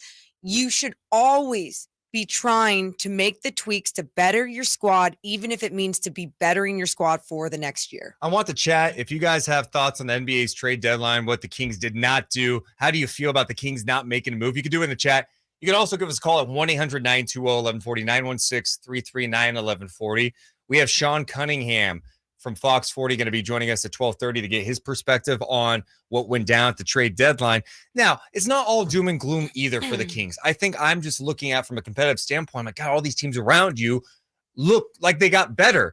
And the Kings are going to have to be battling to hold a top 6 spot. And I just want to avoid the play-in at all costs. The play-in's scary, especially if the Lakers make a move. You know, do you want to see the Pelicans in a play-in game? I don't want to see them. You know, do you want to see the Warriors in a play-in game? I don't want to see that in a play-in game. I want the Kings to have a first-round series, and it's going to be a battle from here on out. And hell, maybe they could do it. They've been healthy. They have shown the ability to be one of the best offensive teams in the league. But you could tell, especially over the stretch, some tweaks could have been made to improve the team. Absolutely. I mean, we look at this team defensively, and you're allowing the Houston Rockets to score how many points on you the last 2 games? They just played them last night, barely came out with a win, but they grind it out and get the W. That's what you want to see your team do. There's so much parity in the league. We understand that on so many levels, but you have a big enough sample size this season to see what your team's identity is. Yes, this King squad, you can never question their effort. You can never question night in and night out that they go out there and they try to battle it out. But sometimes their effort isn't enough on the defensive end. They have to have more guys that have an elite skill set on the defensive end. They don't have enough of that. And that's something that we were hoping to see them improve and tweak. And I think some people too on the chat, when they look at this situation with like the Phoenix Suns, they're like, well, the Suns traded away their future, but it's not about the future for them. It's about the right now for them. It's about being a contender in the Western Conference right now. So what does that do for a Kings squad that right now is playing their best basketball that they've played in 16 years? It just starts going down the line for them. It's just going to be challenging. Now, the Kings could still do something on the buyout market. Right now, Kessler Edwards has the final roster spot for the Kings, but they could buy out his contract for the money that they received from the Brooklyn Nets at the trade deadline. It wouldn't be a big deal if there's someone that ends up on the buyout market that piques their interest. I don't know who that player could be. There's always guys who get bought out, and I think Sacramento has put themselves in a position that they could be able to attract a buyout guy that could help them now. So we'll see what it looks like in the coming days. I'm surprised by this. I'm just a little surprised that there wasn't any deal that could have been made to help just improve this team. And I'm not talking about big swings. Morgan, I had people I was like, go get OG, go get Siakam, go get KD. I'm like, I don't need any of that because I didn't want the Monty McNair to mortgage any of the future. Right. Big picture, let Keegan develop. Let this team kind of grow together. But I think there were tweaks that you could have made with the depth to improve today without mortgaging what lies ahead. You talk about the buyout market, and there's guys that they can find there. But there were guys at this trade deadline that other teams made the move for that the Kings could have made a move for, could have sent millions of second-round picks their way to get these guys. We talk about Jared Vanderbilt. We talk about Matisse Thybulle. Now, this is always you have to have this perspective. Yeah. If the Kings made a move and only got Matisse Thybulle today, I know you and we'd be like, okay, I like the tweak. But for what it would be and everything, whatever. We're not even going to get into that situation because it's obviously not going to happen. But I feel like there's so many people too that would still be like, that's not enough. That's not enough. So it is perspective as well when you look at what these other teams do and what the Kings could do in the buyout market. We have a ton of people chatting it up. I appreciate you guys chatting. If you guys disagree, right? Like, I'm not like crazy up in arms. I'm surprised. And I thought they could have done something in the chat. Shrestha, I'm probably butchering your name and I'm sorry. Says, y'all be tripping. Last year, we did not win 30 games and we've won 31 before the All-Star break. As a Kings fan, you should be happy with where we are at today. Let me make something clear. 100% satisfied that we are having a conversation about, man, I wish the Kings could have made a deal to improve this team and solidify a playoff spot. They're still in a great spot, right? They could still hold court and still be in the top 6. It's just going to be more challenging for sure. And they're going to have to earn it. I am more than satisfied. Winning 31 games before the All-Star break, this team is on track to be part of Kings history. There have not been many teams in Kings history who have won over 41 games in the season. In fact, the Kings have only been over 500 8 times in 38 years in Sacramento. This team's tracking. They're on pace to win 47 games. That's an amazing accomplishment, and I'm super excited about that. I just think as the year goes on, expectations raise a little bit, and I want them to get a first-round matchup. I would love to avoid the play-in game. I think it's going to be a challenge. It doesn't mean it's impossible. I think it's a challenge. The season is that this is our perspective over here. The season is not lost just because they didn't make a move at the trade deadline, right? And I think some people feel that way. It's very black or white, especially if you were on King's Twitter right now. It doesn't need to be that way.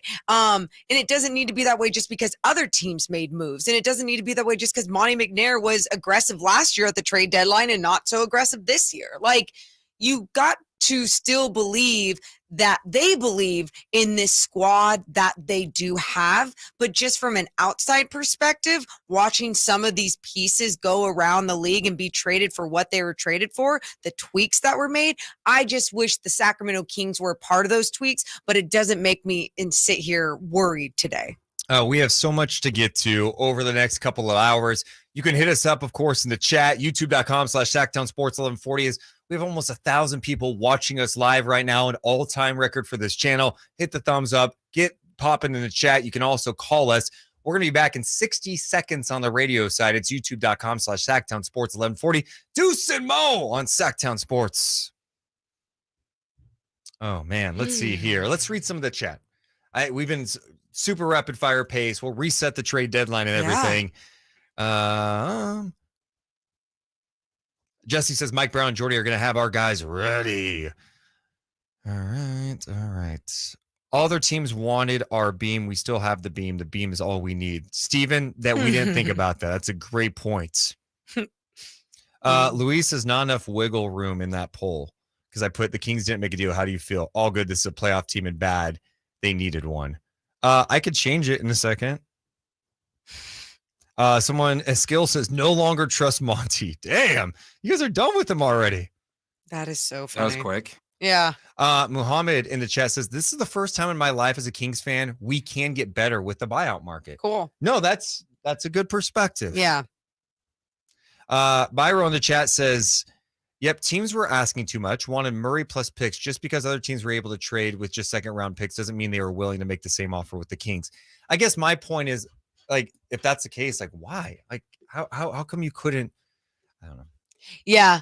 By the way, the Kings have media availability today at 1. I'm not sure if Monty McNair is talking or not or what's happening, but that is something we'll keep an eye on too. The Rockets are probably going to buy out John Wall, who they got in that 3-team deal.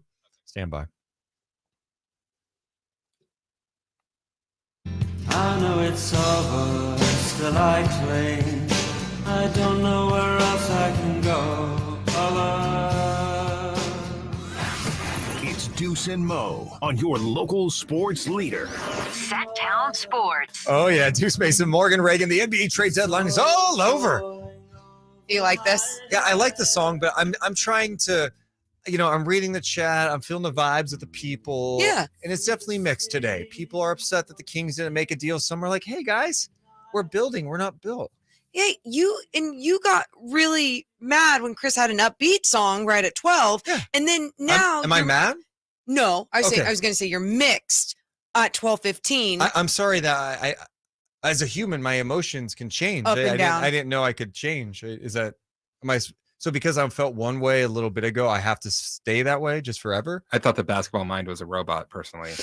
Believe it or not, I'm not a robot. Well, if you cut you, do you not bleed? Oh, I bleed everywhere. Purple. Oh. A lot of people. There's a lot of I don't trust Monty and a lot of in Monty I trust in the chat, which is cracking me up. I want to hear from you guys too at 1-800-920-1140.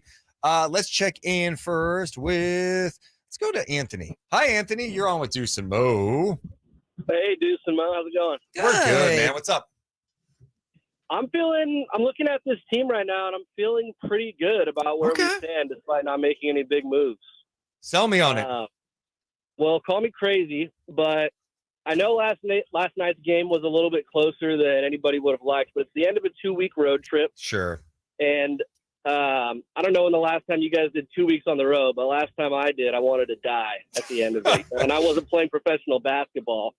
But I'm looking at the bench, and it's interesting. I feel like over the course of the road trip, even though there were some real low lows, the bench seemed to be picking up Mike Brown's system in my eyes in a way that they really weren't earlier in the season. They're moving well, moving the ball well, moving well off the ball, and looking a little bit more reliable and dependable. And I'm wondering if this is a situation where Mike Brown and Monty might have had conversations like, hey, Mike Brown asking, hey, don't mess with my system. Like, these guys are settling in now. Sorry, right when you were talking, I was laughing because ESPN was showing 2 highlights. They were showing Malik Beasley scoring the basketball for the Utah Jazz, and then D'Angelo Russell scoring the basketball for the T-Wolves. Both highlights were against the Kings. Because the Kings defense was so bad. All I could think about was the Kings defense when you were talking about that. Yeah, I think the bench has shown flashes. I mean, Malik Monk had a really good road trip. Felt like he got it going after being in a major funk. I love what he provides. I think Trey Lyles has been really steady for a while now, which is encouraging. Terrence Davis is kind of hit or miss. I think Davion had a great game last night for the Kings, but only played 12 minutes. My big concern is just behind Sabonis. Like, what are they doing behind Sabonis? Right? Yeah. They have all these guys, Metu, Len, Holmes, Kada. they've been going with Metsu, and it's been mixed for sure.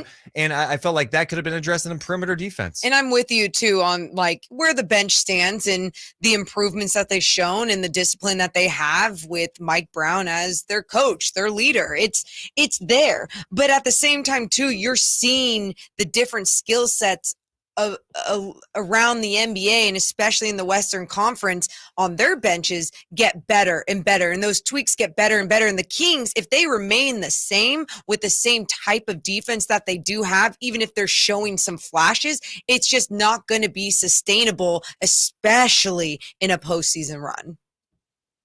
Yeah, that's super true. I mean, the defense has certainly been a liability. The Kings have shown flashes of being able to clamp down for a quarter here and there.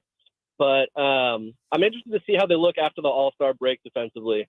Yeah. Running some new, getting some good practices in, getting their legs rested up. I want to see what they look like after the break. But, yeah, I mean, we could be a little bigger, a little longer. And it would have been nice to maybe, if we did pick somebody up, a strong defensive wing would have been good to cover up those lanes, but I don't know. We have the pieces there. Trey Lyles has been defending pretty well. He's been getting some good blocks in. Davion's always got that dog in him. So, yeah, I'd like to see how they look after the break. Well, you're going to see it. Anthony, I appreciate you checking in, man. Thanks so much for calling. And one other thing we should mention, too, with all these trades, and especially the teams who made the big trades like Durant going to Phoenix, which is just insane, and Kyrie going to Dallas. First of all, I don't think Dallas is better than Sacramento. And that remains to be seen to see how those That's kind of fair. fit in. That's especially their defense. It's Now, the Suns thing, as much as I go, man, what a move to get Kevin Durant. And on paper, you go, man, if they're right, they can come out of the West. There's going to be a challenge for this group to build chemistry in the final stretch of the year. There is something to having continuity and cohesiveness. Teams that have just been together, they know each other. A lot of these other teams in the West have made moves that could take a second for some of these guys. Not all of them. I think the Clippers, that's probably an easy fit when you add like Plumlee and Gordon. We're talking about vets who just kind of plug and play. But the big moves with like the Suns, there's a lot on the line. Health. Booker's been banged up. Chris, I don't even call him CP3. You know what? I call him CP 1.5 now. It's not the same. And then KD, who's hurt right now. He's 34. Yep. So although it looks great on paper, it doesn't mean it's for sure. The Warriors, you can make the case like, hey, Steph is hurt right now. We don't know when Steph's coming back. That's going to be after the All-Star break. So you could start poking holes in some of these teams. Yeah. And go, okay, it's not as bad as it seems. It still doesn't wash away Sacramento's flaws, but And I'm totally with you. And I think that perspective is a great perspective to have. And just to go off of what Anthony said, because I saw a great stat from Will Z Stats on Twitter, the Kings could have shored up their bench, yes, but they averaged 37.4 points per game, 8th most in the league. The bench has a plus minus of 0, which is 12th. The Kings starters have a plus minus of 2.6, which is 6. So they already have an above average bench. And, just kind of going to Anthony's point of like, hey, they look good. They look like they show these really strong flashes, and I'm right there with him. And it's not like the Kings are trying to be contenders this season. Obviously every season that's what you want to be, but it's just not realistic. And their defense isn't something that is sustainable to be in any type of postseason. But you're exactly right. When you want to poke holes, you start looking at the Dallas Mavericks and you look at their defense. This weekend is going to be a true test to see what type of defense the Mavs have. And these 2 games against Dallas, I know we're going to spend a lot more time talking about it on tomorrow's show, Friday and Saturday, back-to-back games against Dallas. You win those games, you could have a 4-game lead on the Mavs.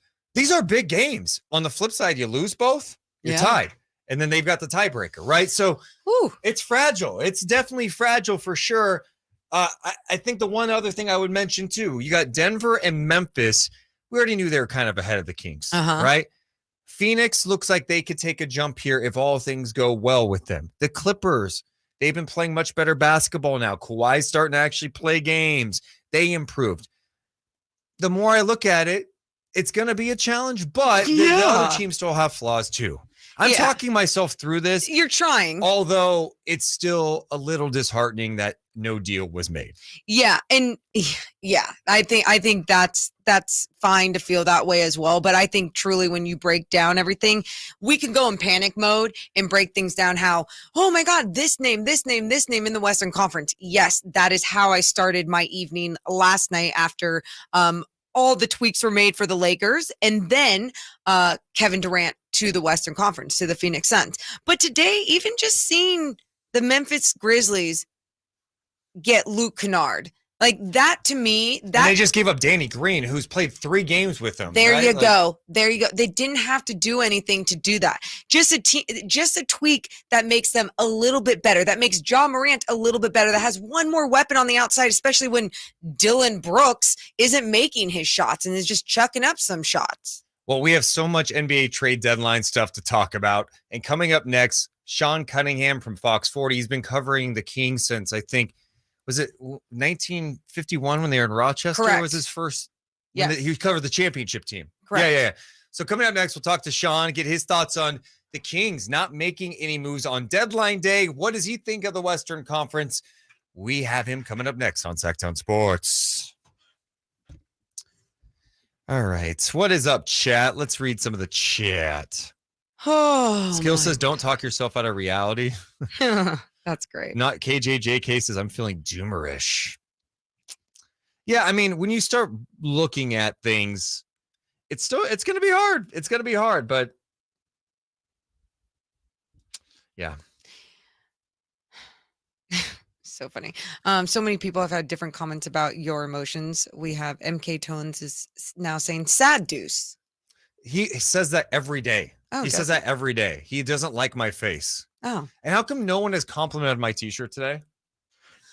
how many do you do this every time you wear a t-shirt? It's a nice t-shirt. It is a nice It's t-shirt. a Beam Team Fox Bonus Do t-shirt. you want a photo? No, Here. I don't. I'm taking one Hey, of by your the way, water. Sean's gonna be on the phone. You obviously have his number. Yeah. Wait, Sean's number? Yeah. I like deleted that like a long time ago. I don't blame you. I'll have to look around. Man. Perfect. The money shot. Morgan, that's a nice sweatshirt. Thank you. Basketball is my favorite season. Ev smashes. I say we keep our team together and the chemistry between our team is better. Melvin says, this is okay. This team is just about to face another level of stress. This will push them to be even better, or they're going to shrink. We're going to find out who the team really is. That is message of the day nominee. We are going to learn a lot about this team. Their next 3 games, 2 against Dallas, and then the next game's against Phoenix. No KD in that game, I don't think so. Oh, man. Either way, Phoenix has played better, but Bridges is not there. Look at these guys on ESPN now going over your Western Conference power rankings. Right now, they have Phoenix Suns at 2. They put the Nuggets at 1, Suns at 2, Mavs at 3. How are the Mavs at 3? Warriors at 4, and Memphis at 5. The Mavs are not the 3rd best Yeah, team in the West. why Get did out of Memphis- here. Get out of here. Why did Memphis go down to 5? Yeah. I mean, Get out. they're still a powerful team. And then, yeah. Adrian says the defense is still trash. Backup 5 is still trash. Yeah, the defense is not going to be great this year. It's just not. I mean, they didn't address it.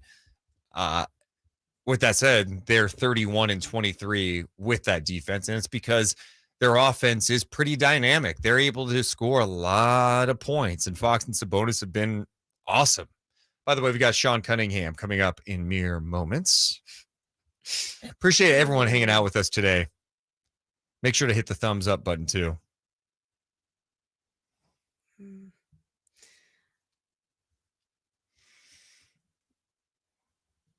We just got to score 130 plus. They have scored 130 plus a lot this year.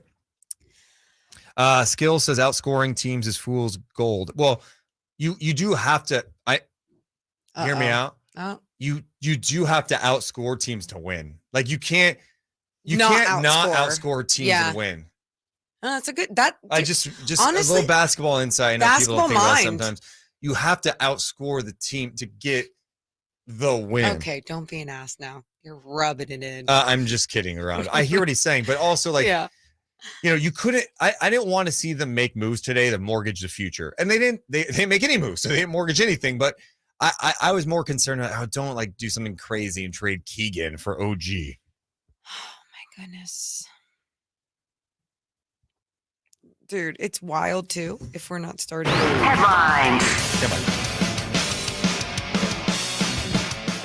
I'm Chris Verlod with your Sactown Sports headlines. Sacramento Kings ended their road trip with a 130-128 win over the Houston Rockets last night. Kings will be back at home tomorrow night when they take on the Dallas Mavericks. You can listen to the game right here on Sactown Sports. The trade deadline has come and gone, and the Kings are one of the few teams not to make a major move in the West. So far, the biggest trade happened last night when the Nets traded Kevin Durant and TJ Warren to the Phoenix Suns for Mikal Bridges, Cam Johnson, Jay Crowder, 4 first-round draft picks, and a pick swap. Now more of Deuce and Mo with our guest, Sean Cunningham.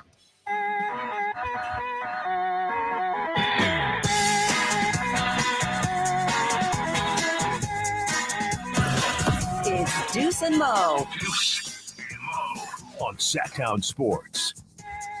The NBA trade deadline is all over. We saw a ton of moves, huge moves in the Western Conference. Kevin Durant going to the Suns. We saw Kyrie the other day. Nuggets making moves. The Clippers adding Plumlee, adding Bones Highland, Eric Gordon. The Lakers making some big moves yesterday. Let's talk about what the Kings did not do. Let's bring in someone who's been covering the Kings for a long, long time. He works over at Fox 40. He's the one, the only Sean Cunningham. Hi, Jonathan. Hi, buddy. How are you guys? We're good. We're good. Trying to process what we just witnessed. It's been like a super chaotic last 24 hours. The Kings did not make a move at the trade deadline. Let's start there. Were you surprised that they did not do anything before the deadline besides the Kessler Edwards move? Well, I wouldn't say surprised. Like I wasn't expecting fireworks. I think they would have tried to kick the tires on some pretty aggressive moves and realize that, I used the analogy on the station the other day when you go car shopping and you start to look at what, you can afford and if you're in a trade-in, what you can get for your trade-in, and you go, oh, okay, well, maybe I should wait a year, or maybe I should wait 6 months, or, maybe some of those really attractive pieces that you might want to add, you may not have the means to land them, and you may not want to break the bank for them anyway. So I was expecting certainly a move, especially to possibly, address some specific needs on the team in terms of possibly defense. And, I'm always asked, what they need. And, I always go a little bit more aggressive. I tend to lean more towards the 3-and-D, a bona fide starting 3. I shoot for the stars in that regard. But I didn't think that they might be able to land that piece. I thought they might be able to find some pieces or a piece, at least one piece that would address some defensive concerns, or at least try to, kind of bolster down this team that's made it and surged all the way up to the 3 seed and has actually held on to the 3 seed for better part of a month. So, maybe a small bit of surprise, but certainly I think it just confirms that they've got a belief in their team, and they watch the rest of the West kind of be very, very aggressive in trying to everyone be buyers and not so many sellers. You look at a team like Toronto, who I think everybody thought was going to shop off pieces and try to get, big assets for. And they didn't. In fact, they doubled down and they go with Jakob Poeltl and kind of look like they're going to make a run now. So interesting to see the way the West takes shape, but you never know what the buyout market looks like. So we could see some still a piece or two trickle their way to Sacramento in a weird way. Yeah, so we're just talking about that, talking about some of those pieces that we saw around the league that maybe the Kings could take on to make that tweak on their roster. And so many second round picks were given away for so many different players at this trade deadline. So it just seemed like something that the Kings could have done and could have made the move. But you just mentioned it, the buyout market. Do you think that's a place where we're going to see the Kings make some tweaks? I think they'll explore it. I mean, it depends on who makes it, and obviously you've got to be attractive to the other player, because in the buyout market, they get to basically sign wherever they get to pick where they want to sign, as long as that team has an interest in them. So, I think there could be some possibilities there. I mean, the one that I think leaps off the page there is possibly like Danny Green, for example, who goes to Houston, I believe. Yeah. all these moves. I'm trying to keep track of them. I should have a sheet in front of me, but no, I mean, and kind of to your point, Morgan, about the second round picks, it's because no one really wants to move first round picks without protections, and the second round picks seem to be very, very much coveted, and it's no surprise. I mean, you've got there are successes in the second round. You just look at the last 2 years of MVP in Nikola Jokic, a former number 2 pick, or second round pick, I should say. But to that point, also, I mean, you look like a move like Josh Richardson, who goes from the Spurs to the Pelicans. The Pelicans dumped Devontae Graham and free up $24 million as some big salaries start to escalate on that Pelicans team. And it costs 4 second-round picks to make that happen. So I think when you're looking at somebody like that, Josh Richardson is an expiring contract. I know there was plenty of people who had interest, in seeing Mason Plumlee in a Kings uniform. And, if you're the Kings, like what it would take to do that, and if it takes multiple second-round picks to get a guy that ultimately would only play with you for about 28 remaining games and possibility of a small playoff run, is it worth it? So, I mean, here's my thing with that, Sean. When was the last time someone was like, man, I made that trade. I can't believe those second round picks sure came back to haunt us. Like, it set our franchise back a long time, right? Like that doesn't happen. I'm like the Rams with second round pick, the Rams with first round picks. I'm like that with second round picks in the NBA. Go make your team better. Like, give up second round picks and go get Plumlee then. Yeah, but and I'd be devil's advocate here for you in that regard, because I don't think he's worth multiple second round picks for what the Kings are trying to do. And I think that's what you have to ask. Certainly, I'm all for moving picks. Trust me, I'm the guy that, said over a year ago that I would, pick 3 on the Kings and I'd take Ben Simmons for him. And if it takes picks to do it, we can have that conversation. That hasn't aged well. So, second round picks to me are, this team historically doesn't really draft players with the second round picks, but you can now see the way teams trying to lower luxury tax and try to finagle different salary cap moves to where second round picks clearly have a value in this league, and they've probably been no more coveted at all than this year and going forward. So I'm with you. I think for the right piece, for sure, but for unless you're a team trying to shed salary like New Orleans just did with Devontae Graham and sending him with 4 second round picks for a guy like Josh Richardson who comes off the books. That's a decision they had to make. It was bigger for them to shed the salary rather than hope onto these second round picks and maybe turn them into something that could blossom into, a star or even just a role player. We saw so many moves in the West yesterday. It seemed, or in the last 24 hours, all the teams around the Kings made some sort of moves. You can make the case, did they get better or not? But every one of them were active. Do you think the Kings feel comfortable with this roster and thinking that they could still stay in the top 6, even with what happened around them? I mean, that's a question we're going to have to ask Monty McNair here in the coming days, and hopefully as soon as tomorrow. We're going to have a media availability for practice coming up here at the top of the hour. And Monty's not going to speak there, I don't believe. But if I'm, trying to step in the mind of that front office, I think that they're confident in the success and the record that they've compiled. I also am realistic enough to believe that they might feel they're playing with house money a little bit, in the fact that they've had some regular season success and may not want to completely you want to be careful. You don't want to just make a move for making a move. And, certainly if there's a move to make your team better, they'll do that, but you're not going to sacrifice possible future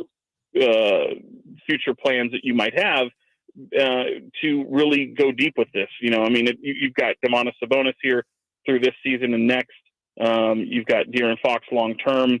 You have to make a splash early and quickly. And you're third in the West. Let's see what this thing looks like. Let's see what they can get into the buying market, into some of these buyouts, and see what can happen. Look, I don't think it's something that they look at this year. It's playoffs or bust. Certainly this team looks like it's going to be a postseason team. It's going to contend. But it's not anything that they have to accelerate the process just because of some regular season success. I think this also incorporates the summer and next season as well to see what this team can really do. So, steady is I think everything is steady in the way they look at this team going forward. And clearly, I think they were going to try to be aggressive. I just feel like in a long-winded way that when you look at their assets, teams felt that they could do better elsewhere, and the Kings weren't really looking to, totally blow this thing up to make another franchise-altering move for something that may not be a franchise-altering piece. Yeah, and I guess just seeing so many organizations in the Western Conference make franchise-changing moves at this trade deadline, it was probably the most concerning thing. And sure, you shouldn't be reacting off of them worried and then making panic moves. But at the same time, you would hope and think that maybe there was this feel behind the scenes that they knew that some of these fireworks were going to happen in the Western Conference or just tweaks happening in the Western Conference. You look at even the Dallas Mavericks. The Kings are taking them on this weekend, Friday and Saturday. It's a team that lacks a lot of defense, but man, they're going to look scary offensively. A team that looks like can keep creeping up, and up. And same with the Phoenix Suns, who were on life support and now are looking like a team that could possibly come out of the West. Are you feeling that same way about these squads that acquired these big names? Well, I mean, you don't have to look much farther than the Clippers. I think Memphis made a really significant addition in Luke Kennard. Yep. I think these teams that surround the Kings are, not only being aggressive and trying to improve their teams, but let's face it, guys, these are teams that should have been better than the Kings to begin with. I think, not to take anything away from the success of Sacramento, but if we're going back at the front of the season and we're saying, hey, where do we picture these teams being? I think those are the types of teams that we pictured being much higher than Sacramento, more established, and certainly there to contend not only for just a playoff or an upper echelon playoff spot, but possibly a championship. So those are the type of teams that have to make those type of moves. The Kings are sitting here looking like, hey, look at what we've done. And certainly they're not in a position to act out of desperation. The Clippers are adding pieces that obviously they need. It hasn't worked for some time since they've landed both Paul George and Kawhi Leonard. And, obviously health is a big part of that. And then if you look at Memphis, my goodness, I mean, they lose some pieces in the offseason, and they needed shooting in the worst way. And look, OG Anunoby doesn't get moved from Toronto. You go out and get a sharpshooter in Luke Kennard, who's led the league in 3-point shooting. That's going to be a hell of a piece for them. So, yeah, I mean, it's more of a double down on your success, but it's a double down on not totally wanting to disrupt things as it is. And I'll ask you guys, I mean, if you look at pieces that were out there that maybe you coveted, some of the realistic ones that you wanted to add, and you look at what the Kings might have had to give up for them compared to some of those pieces that actually moved. And I'll use Matisse Thybulle as an example. Him going to Portland, certainly he would have felt had a need on the Kings team, but I think they got more out of Portland than what Sacramento would have been willing to give up. So is there a piece out there you look at and go, man, that could have been the Kings? Yeah, I mean, it's tough to say. I mean, that Matisse Thybulle thing was a 3-team deal, and I'm sure, I think Philly got a great piece in McDaniels back, which I think may be a better fit for them. So that one's tough for sure. But yeah, I mean, the Plumlee one, I mean, they gave up Reggie Jackson and what to get Plumlee? Yeah. You know what I mean? Yeah. Second rounders. I don't know. I just think, though, I wasn't looking to make a big swing today. I was looking at making one of those minor moves. I think the one that kind of stung was the Vanderbilt one too. There was a lot of talk about Vanderbilt, and I feel like he could have really impacted this team. Not only do some of these players that we're talking about you miss out on, they go to other teams in the West. And I think that's what makes it challenging for a team that's trying to stay in the top 6 is kind of my point. Yeah. And I'd also point out in some of those names too, and, we don't have to get in the weeds of it too, but there's a lot of posturing by agents and names that are reported that you might think that have interest or that the Kings have interest in. And, there's varied levels of interest, right? And I'll use Jared Vanderbilt as an example. Having a possible interest or a conversation can get blown up into, the Kings are really interested, when they might just have like a, oh yeah, he'd be nice, maybe one of our expiring contracts, whatever. Sometimes that can get a little blown out of proportion in terms of maybe interest that the Kings actually had in somebody like that. Sean, seriously appreciate you hopping on with us for a few minutes. We are up against it, but enjoy the Kings media availability, and we'll talk to you soon. Thanks, Sean. Anytime, guys. Good to talk to you. All right, there's Sean Cunningham. We got to take a break on the radio side. Appreciate him joining us on the Folsom Lake Honda hotline. Folsom Lake Honda, your one-stop Honda shop. Deuce and Mo, we roll on Sactown Sports. All right, YouTube chat. Let's see what people.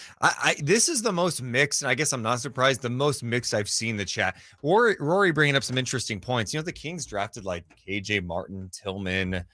Who was the other name? Gary Trent, and they all like trade those for like I think a future second rounder or cash. And those guys would be nice to have right now. You think about the times that the Kings did not develop guys, and it's really frustrating to look around and think about. But also, the Kings haven't had a sustainable organization until really this season. Chris Haynes is saying the buyout market will be robust. It's tingle time.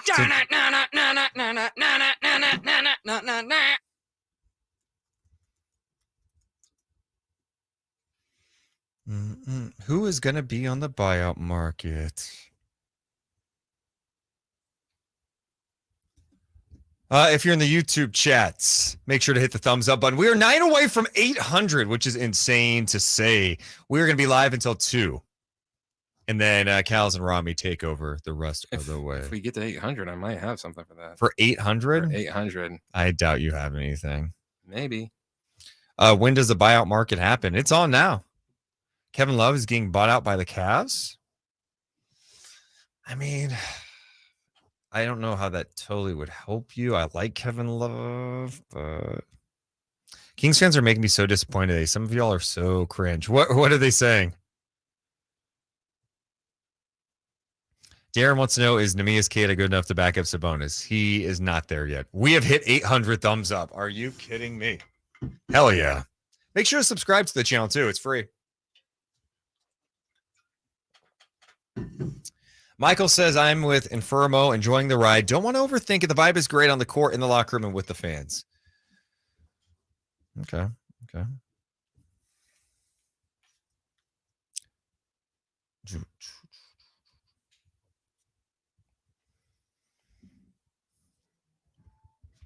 We hit 800 thumbs up, Morgan. Oh, did we? Okay. Let's go, baby. Are you drinking felt Gatorade? like, No. That felt like super sarcastic. Really? Yeah. No, that was like, wait, what the heck? It felt super sarcastic. It did. Oh, did we? You guys not doing this today. So tried washing my hands, but then someone was talking to me at the water cooler, and then right when like I was like, trying to finish up, someone goes into the bathroom to wash their hands. Now my hands are still sticky and gross. And burnt. Third-degree burns. Ow. Yeah, burnt. Still hurting. ADF says we can't guard the paint. Sabonis almost fouling out every game isn't good. That's just not accurate. Like, he's not almost fouling out every game. Not true. Not true at all. If you're being a prisoner of the moment, that was early in the season, and then like last night he was in foul trouble. Okay. We gotta, I think at 1 we do a full crazy recap of what went down at the trade deadline. Okay. Chris, are you honestly kind of impressed with my ability to remember stuff at the deadline or no? It's absolutely insane. Yeah. See, this is the No, I give you this love. This is support This is so stupid. I don't get from you. No, you do. You.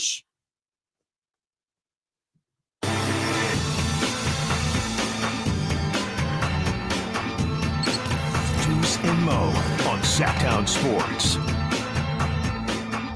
Deuce Mason, Morgan, Reagan, we are live. Monday through Friday, 11 to 2, right here on Sactown Sports. If you're driving around, we appreciate you. It's NBA trade deadline day, and the deadline is over. It expired at noon. The Kings did not make another move at the deadline. The only move they made was the other day when they got Kessler Edwards. Huge moves in the NBA. We'll talk about all of them. Also, we want to hear from all of you. A lot of mixed responses from Kings fans today. Yeah. I think there's a huge portion of the fan base that's like, look, Kings have 31 wins. They won 30 games last year. 31 wins. We're not even at the All-Star break yet. You're 2 games up on the number 4 seed. Mm-hmm. It's all good. Let the other teams make some moves. And good, we're going to learn more about this team where I think a lot of the others are going, they need to make a move, and they're worried that the Kings could fall out completely and be in a play-in game. I get both sides. I got to be honest. Oh, I completely get both sides. And I mean, the amount of times that I've been on that play-in run, and I think sometimes too, because our expectations of this team just kept getting bigger and bigger and bigger throughout this season and what they've shown they can be, people lose sight of the perspective of, man, can this team be a play-in team? Can they be in that conversation? That's where I was to start this year. Did not expect them to be where they are. And now that they are where they are, I still have that same realistic perspective of not that it's good enough, not that I'm like, yay, oh, they did it, the play-in, that's so good. Because that's not postseason if they don't make it into the actual playoffs. But at the same time, you got to be realistic with how the NBA is moving, how things are going, and how these teams are going to be playing the rest of the season. Well, we want you guys to get it going in the chat. You can also hit the thumbs up there, where for the first time in this channel's history, we have reached 800 thumbs up. Oh, is this the 800 thumb up? I think so. I like it. I'm a little nervous. Scary. What is it? 800 thumbs up in the YouTube chat. Chernobyl vibes. Every day I'm shuffling. Oh, yeah. Throwback to 2012. You know what's sad?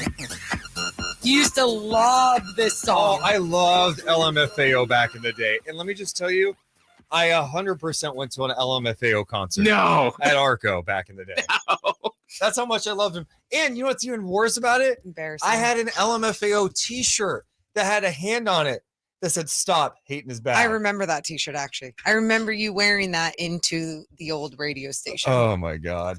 Let's talk to the people. We're talking to people in the chat. You can also use your voice, 1-800-920-1140. What is up, Timothy? What's up, Timbo? Hey, what's up, man? It's Timothy, though. Like Himothy.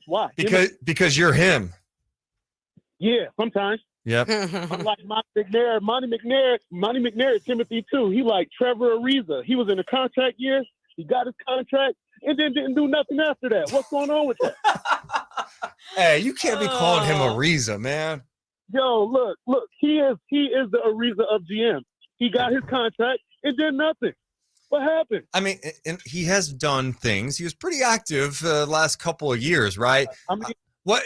Okay, seriously though, Timothy, what did you want him to do? Like, what was the most frustrating part for you about the Kings not making a deal? Yeah, we're sitting in third right now, but literally everybody around us, man, has taken a little step. You know. You scared of Dallas? You scared of Dallas? Yes. No, you're not scared of Dallas. They can't defend anybody. Yes.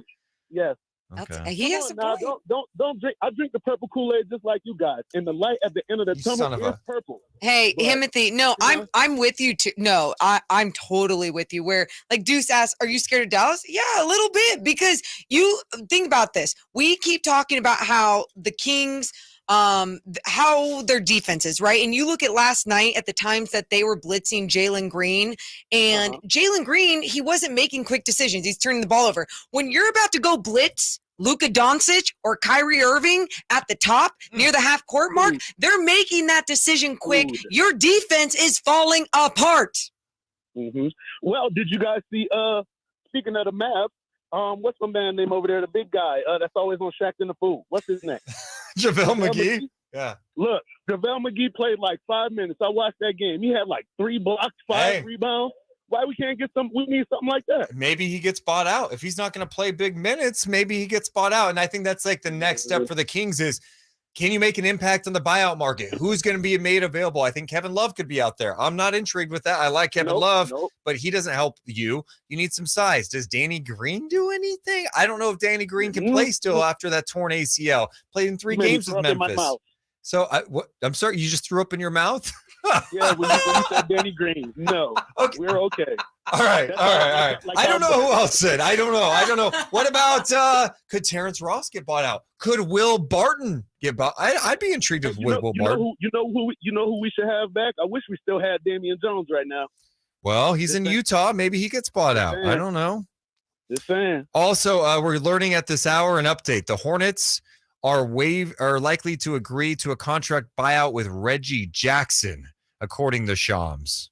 Okay. So there you go. Another little backup point guard, huh? Yeah. All right, Himothy. No. Himothy, let's definitely call back again, man. We appreciate you. I definitely will, man. I love you guys. We Hey, love can I you. say one thing real quick? Yeah. We are live. Hell yeah. We are live. All right, let's check in with our guy E-Biz is in the building. Oh, yeah. What's up, E-Biz? Man, what's up with it, fam, man? You know, you guys are doing good online. I heard how you guys had over 800 thumbs up. 1140 need to stop playing, and, you know, they need to give you guys a raise. I'm getting tired of that. All right, so that's number one. E-Biz, All right, we just got paid No, by wait, that. no, I like this. I like this, Okay, E-Biz. Keep it going. Yes, You I already agree. know how it is. I keep it real. You know, I called in the other day saying how, you know, I don't mess with them because they weak, but they got my family. So, you know, I listen.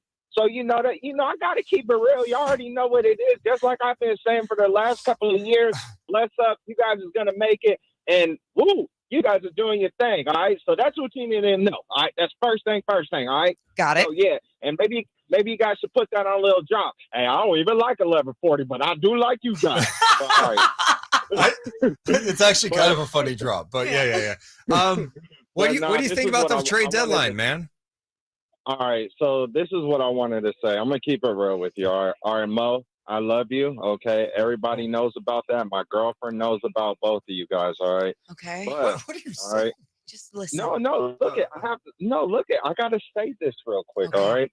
So, Mr. David was very confident at the beginning of the year. My girl, Reagan, was kind of nervous right there. Mm-hmm. All right, which is all good. You know, we are doing a lot better than what a lot of people thought we would be. Facts. Like straight up, all of us, you know. So as of right now, I understand how some people are kind of upset that we did not trade anything. But just think about it, though, like straight up, you guys. I'm not scared of anybody other than Phoenix. When 100%, that's the only team. Okay. Like straight up, that's the only team. They're the only ones I'm scared of.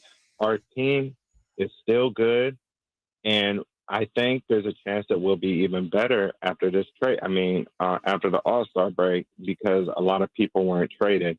So I really think a lot of people are going to put their all into it. This is not the same Kings team that we've ever seen. Like, everybody is brand new. So I just want people to have hope. Let's just have belief, because honestly, you guys, I still love our team. I'm not scared of Dallas. Like, there's this one guy who I work with. He got all excited and all that when they got Kyrie. I want to play them in the playoffs. Oh, you get him twice this week. Hey, E-Biz, No. I swear I'm not trying to cut you off, but, you know, because we're at a radio station, we have to break here. But I appreciate you checking in. Let's catch up soon, all right? All right, for sure. You guys be good. All right, Bless bless up. up. Bless Hey, up. I don't even like All right, 1140, bless but up. I do like you.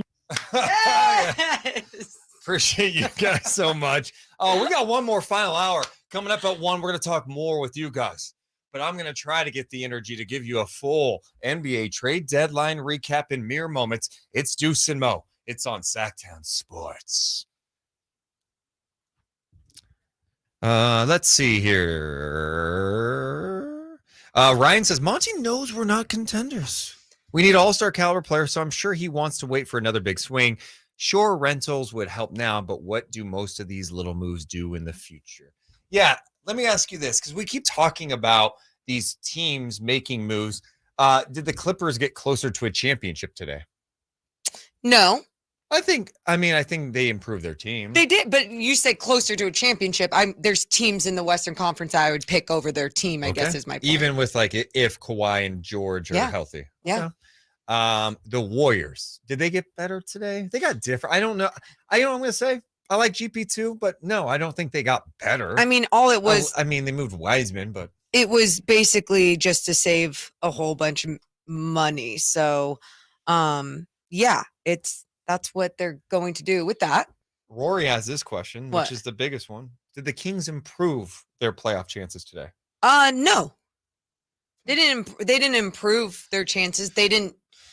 I mean, in some sense, did they take away by not making a move? Only because so many other teams in the Western Conference made moves. Sure, if you want to go that direction. Also, ASAP and Chess is GP2 for Wiseman is an improvement. No, I mean, yeah, GP2 will have a greater impact, but I don't go, oh man, that was that piece that they needed. Like, yeah, that's all. That's how I look at it. Yeah. I Man. think even if you had added someone like John Collins to their squad, I would have been more in that mix of, okay, things are getting tougher. And GP2, like, no knock on him because we know what he adds with that squad, with the spirit that he plays with, you know, obviously being injured on and off this season with the Blazers. But yeah, he'll be great for the Warriors. He knows that system. Shnoa says Kings need to go 15-13 the rest of the season to finish 10 games over 500. That will put them at 46-36. Do you believe that is enough to be in the top 6? I do. Yeah, but what kind of music should we have for this trade deadline recap? Any ideas? Oh, I want something like chill but up. I was thinking like Yeah, what were you thinking? I don't know. What about like Hook's walk-in song? Just like the instrumental in the background? Yeah. Would that be cool for what do you say? Chris? I'm sorry, I'm halfway into this.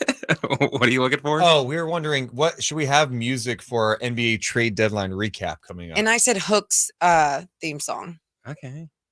That Chris doesn't feel that one. It's like chill but up. I'm trying to think of a chill but up song. Yeah.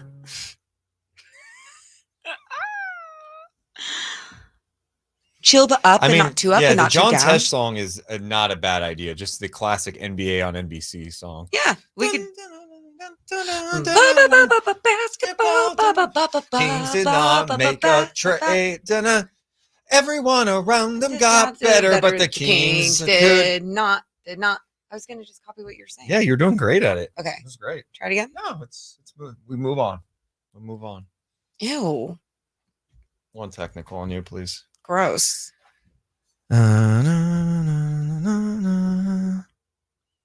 appreciate everyone being here today. This is fun. This has been a lot of fun. Let's see if there's any other news going on at this hour.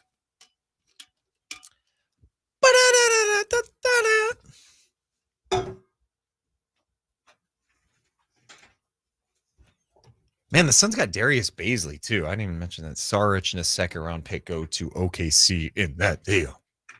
Brandon Forbes been waived by the T-Wolves. Justin Jackson expected to be waived by the Thunder. He was traded by Boston today.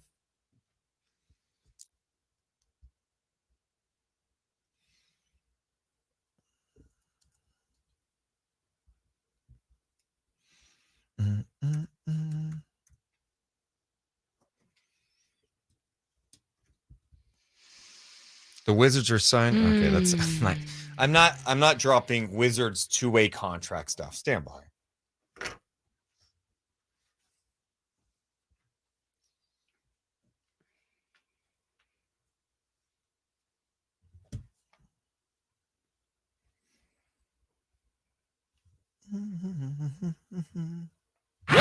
Sactown Sports. Headlines.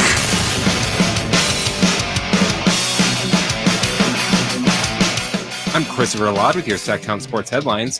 Sacramento Kings ended their road trip with a 130-128 win over the Houston Rockets last night, and the Kings will be back at home tomorrow when they take on the Dallas Mavericks. You can listen to the game right here on Sactown Sports. The trade deadline has come and gone, and the Kings are one of the few teams not to make a major move in the West.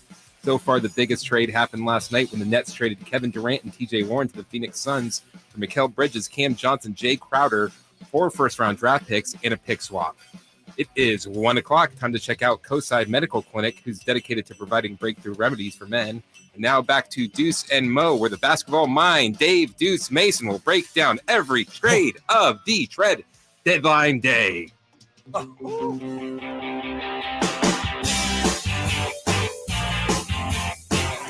It's Deuce and Mo. On Sactown Sports. You hear that, Morgan? The basketball mind. Respect. How much did you pay him? 0. Right? Don't get close to me. Deuce, Mason, Morgan, Reagan on until 2 p.m. The Cattles and Rami take over. The NBA trade deadline is all over. It's come and gone. The Kings did not make a move today. But who did? It was a busy day in the NBA. The trade deadline has come and gone. The Kings did not make a move at the deadline. They made one the other day. They got Kessler Edwards, right? They gave up a guy that they drafted years ago. It doesn't matter. They got cash back, so Kessler Edwards takes up that final spot. People wondering, could they make another move? They did not make another move, but teams around them, Morgan, teams around them did. How about the 3-team trade between the Lakers, the T-Wolves, and the Utah Jazz? Westbrook's leaving LA, and he's not the only one leaving LA today. Westbrook lands in Utah. Looks like he'll be bought out. The Lakers get D'Angelo Russell from Minnesota. They get Malik Beasley, some shooting, and Jared Vanderbilt goes to the LA Lakers. Mike Conley goes to Minnesota. That was a big deal that kind of jump-started things. Last night, though, the trade of all trades. The Suns land Kevin Durant and T.J. Warren. The Nets get picks in 23, 25, 27, 29, and picks off in 28, along with Cam Johnson, Mikal Bridges, and Jay Crowder. But Crowder, don't get comfy in Brooklyn. He has been traded to the Milwaukee Bucks. They had been long talking, the Bucks and the Suns, about Crowder. Crowder eventually lands there for some second-round picks in a multi-team trade. Serge Ibaka, George Hill, they got dumped to Indiana. Those guys will likely be waived. That was just a cost-cutting move. In the West, though, they weren't done today. The Lakers, they also traded Thomas Bryant. He was not happy about his role after AD came back. He wanted a new change. So you know where he ends up? Where? Denver, the Mile High City. Lakers get a pick and Devon Reed back in that trade. The Lakers weren't done. Pat Bev. Pat Bev is gone. Patrick Beverley's been traded to Orlando for Mo Bamba. Mo Bamba with the Lakers. That's a nice move for the Lakers, Morgan. Yeah, it's a good one. Who else you got? Oh, you want me to keep going? Oh, we're 'Cause you ready know for it. I'm absolutely feeling it right now. How about the 3-team trade? Another team. This one, the LA Clippers get in on the action with Memphis and Houston today. The Clippers, my goodness, they made a move. They land Eric Gordon. Luke Kennard heads to Memphis. Danny Green goes from Memphis, where he played 3 games this year, lands with the Rockets. Sounds like he's going to be bought out. Also, John Wall was traded to Houston. Remember, he was already in Houston. He'll likely get bought out. Don't worry. He will get bought out, too. The Clippers weren't done, though. They weren't happy with Reggie Jackson. So they said, all right, Reggie, go to Charlotte. He is going to the Hornets for now. Sham saying he could be bought out. They land Mason Plumlee. That's a big-time deal for the Clippers. So the Clippers land Gordon. They land Plumlee, and they also add Bones Highland from the Denver Nuggets. What an active day for the Los Angeles Clippers. Active day for the Clippers. What happened with Portland? Oh, Portland. I'm glad you asked, Morgan. Last night they traded Josh Hart to the Knicks. They got Cam Reddish. Okay, that's interesting. Yeah. That's interesting. Why are they doing that? But they weren't done. They completed a 3-team deal today with the Sixers and the Hornets. Matisse Thybulle, 2-time all-defensive team. He is headed to the Portland Trailblazers. Oh, my goodness. And McDaniels goes from the Hornets to the Sixers. What is happening in the NBA with all these deals? Blazers get Thybulle. Jalen McDaniels to the Sixers. Hornets get multiple second-round picks. That was a huge story. They also get Shvee Mikhailuk. I mentioned not that being a huge story. The second-round picks being a huge, huge story. George Hill, second-round pick, traded to the Pacers. Serge Ibaka traded to the Pacers, part of the Jay Crowder deal. That is minor, right? The Phoenix Suns made that huge Kevin Durant trade last night. They also get Darius Baisley from Oklahoma City. What about the Warriors? That's what I was going to ask you next. Golden State Warriors. They trade the former number 2 pick, James Wiseman.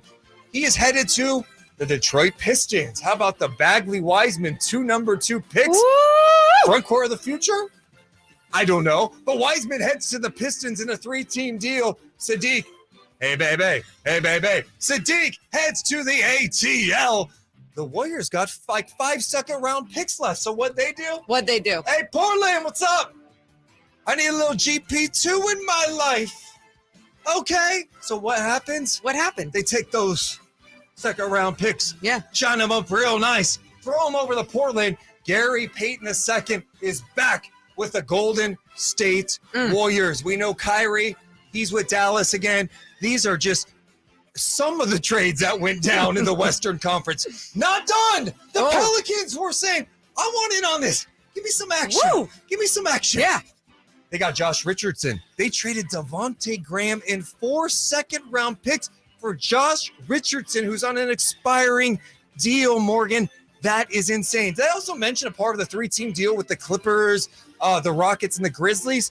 Luke Kennard goes from the Clippers to Memphis, so Memphis gets some shooting. All these teams in the West are making moves left and right. Did I miss some? I probably did. There were some that weren't worth mentioning, but it was a big day, and the one I did not mention was the Sacramento Kings because they did not make a deal. I was just about to ask you. You like that, Chris? That was very informative. Appreciate you guys being a part of my NBA trade deadline updates. If you That felt guys like have a Micro reaction, Machines commercial. do you understand at 3:00 we're supposed to have a meeting with our boss? He may need to give me It's some at IVs. 2 o'clock. Whatever. I don't know what time it is Yeah. anymore. That's It's 3:00 Mountain Time. Yeah. Appreciate you guys being here. If you're in the chat, let's get to 900 thumbs up. YouTube.com/Sactown Sports 1140. I'm Deuce. That's Morgan. Recapping the NBA's trade deadline, the Kings did not make a move. I think people are mixed about it. Some people really want the Kings to make a move to solidify their spot in the top 6. They still have a good chance, right? They are the number 3 seed right now. 2 games up on Dallas, LA, and one other team in the Western Conference. That is the Phoenix Suns. Yeah. Which the Phoenix Suns. And that's why these next 3 games are huge, please Morgan. Continue. You're taking on the Mavs twice at home. As my dear friend Nick would say, why not beat Dallas twice? Uh-huh. And then why not beat Phoenix? Then you can really separate yourselves if you handle business in the next 3 games. You good? Yeah. Okay. Take a breather while I take a... Oh, no, please do something else. You want to talk to people? Sure. Let's check in with Casey. Hi, Casey. What's up, Deuce and Mo? Oh, What's up, Casey? What's up, dude? I'm dumbfounded that Kevin Durant's on the Phoenix Suns. Are you okay with that? No, the Kings are easily going to get passed by them. Once he comes back, they'll be a lethal force. They will be a lethal force, and the Kings play them 3 times before the end of the season. I mean, I guess my big concern, I'm not worried about the Suns. The Suns are a good team. They're a good team without Durant. They were starting to get it going. The question is, can the Kings just stay in the top 6? Yeah, and my brother's an LA Clippers fan, and he's bouncing off the walls. They got Eric Gordon. They got Bones Highland. They got Mason Plumlee for Reggie Jackson. I'm so disappointed. I thought the Kings could have made probably a slightly better offer to get Mason Plumlee, who they need. Okay, well, Casey, I have a problem with your brother. You tell your brother to stop being a bandwagon Clippers fan. Ooh. Oh, he's loved the Clippers since the Chris Paul, Blake Griffin days. He's a big Clippers fan. Since the tough days of Chris Paul and Blake Griffin, huh? That was tough. Old school Clippers fan. Hey, I'm you kidding. be nice All to right. Casey's brother. Casey, I appreciate you checking in. You hang in there, okay? Oh, well, you guys are the best. You're the best. Thanks, All right, Casey. we'll talk to you soon. Let's check in next with Dougie Doug. What's up, Doug? Good afternoon. What's up, man? I don't like the Well, I sigh. just wanna You say seem first, frustrated.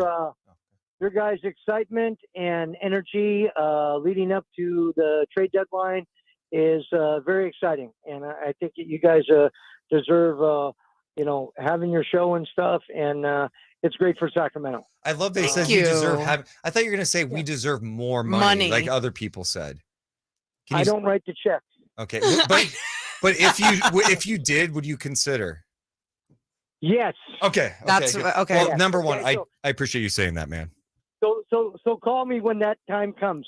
Cool. Okay, deal. flip this. Any other thoughts on the trade deadline? Yes.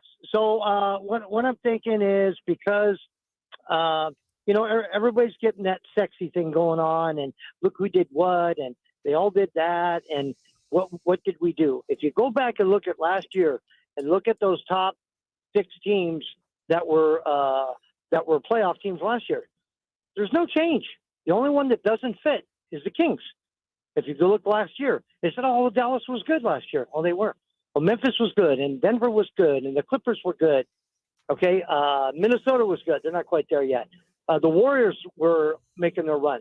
So really not much has changed. And if you look at what I like what Sean Cunningham had to say, you got to ask Monty about this stuff. But if he's looking at expiring contracts and make a move just to make a move, I'm okay with that. Some of these guys have, compromised their future by going in and making these trades. Yeah, other teams were really aggressive. I appreciate you, and I appreciate the love, Doug. Yeah, I mean, other teams were really aggressive for sure, and the Kings have shown at times they'll be aggressive. Mm-hmm. But Monty, and whether you like it or not, his approach is different. His approach is, we want to build sustained success. Eye on the prize. We want to win. We've taken a huge leap this year. We want to keep taking leaps. Which should be the approach. How many times have we talked about that with this squad and having a sustainable future? I know we got to go to break. We're back in 60 seconds, but always live on youtube.com/Sactown Sports 1140. Hey, YouTube chat. Chronometer says the Suns, or sorry, no, that's not the one I want to read. He said, don't act like we're winning a chip this year. We have clear holes that we did not fill. Doesn't mean we're not a playoff team. We won't keep the 3rd seed, though, because teams under us got massively better. That's fair. I mean, even keeping that 3rd seed was going to be difficult anyway, but yeah, it just got a little bit harder. Is that funny, Morgan? Is that funny? Shnoa, where are you seeing that? It says a couple spots now reporting that the Kings are potentially moving toward a buyout with Rashawn Holmes. Great. Then he's going to go to a Western Conference team. Back to the Suns. Oh, dude. Oh, my God. Honestly, that's probably a good call. I know. Back up Ayton. They have Bismack Biyombo, who has been solid at times. He's had some moments. Yeah. Oh, man. The Kings schedule the rest of the year. Akis posted this. Dallas twice, Phoenix, Portland, the Clippers, OKC twice, Clippers, Minnesota, New Orleans, the Knicks, Phoenix, Milwaukee, Chicago, Brooklyn, Washington, Utah, Boston, Phoenix, Utah, Minnesota, Portland twice, San Antonio, New Orleans, Dallas, Golden State, and Denver. Buckle the hell up. Yep. I mean, wasn't it a few weeks ago where the Kings had one of the easier schedules? Yeah. It doesn't look so easy now, does it? You guys, things change fast. And it's not only because these rosters change. It's like what we were talking about. I stand by.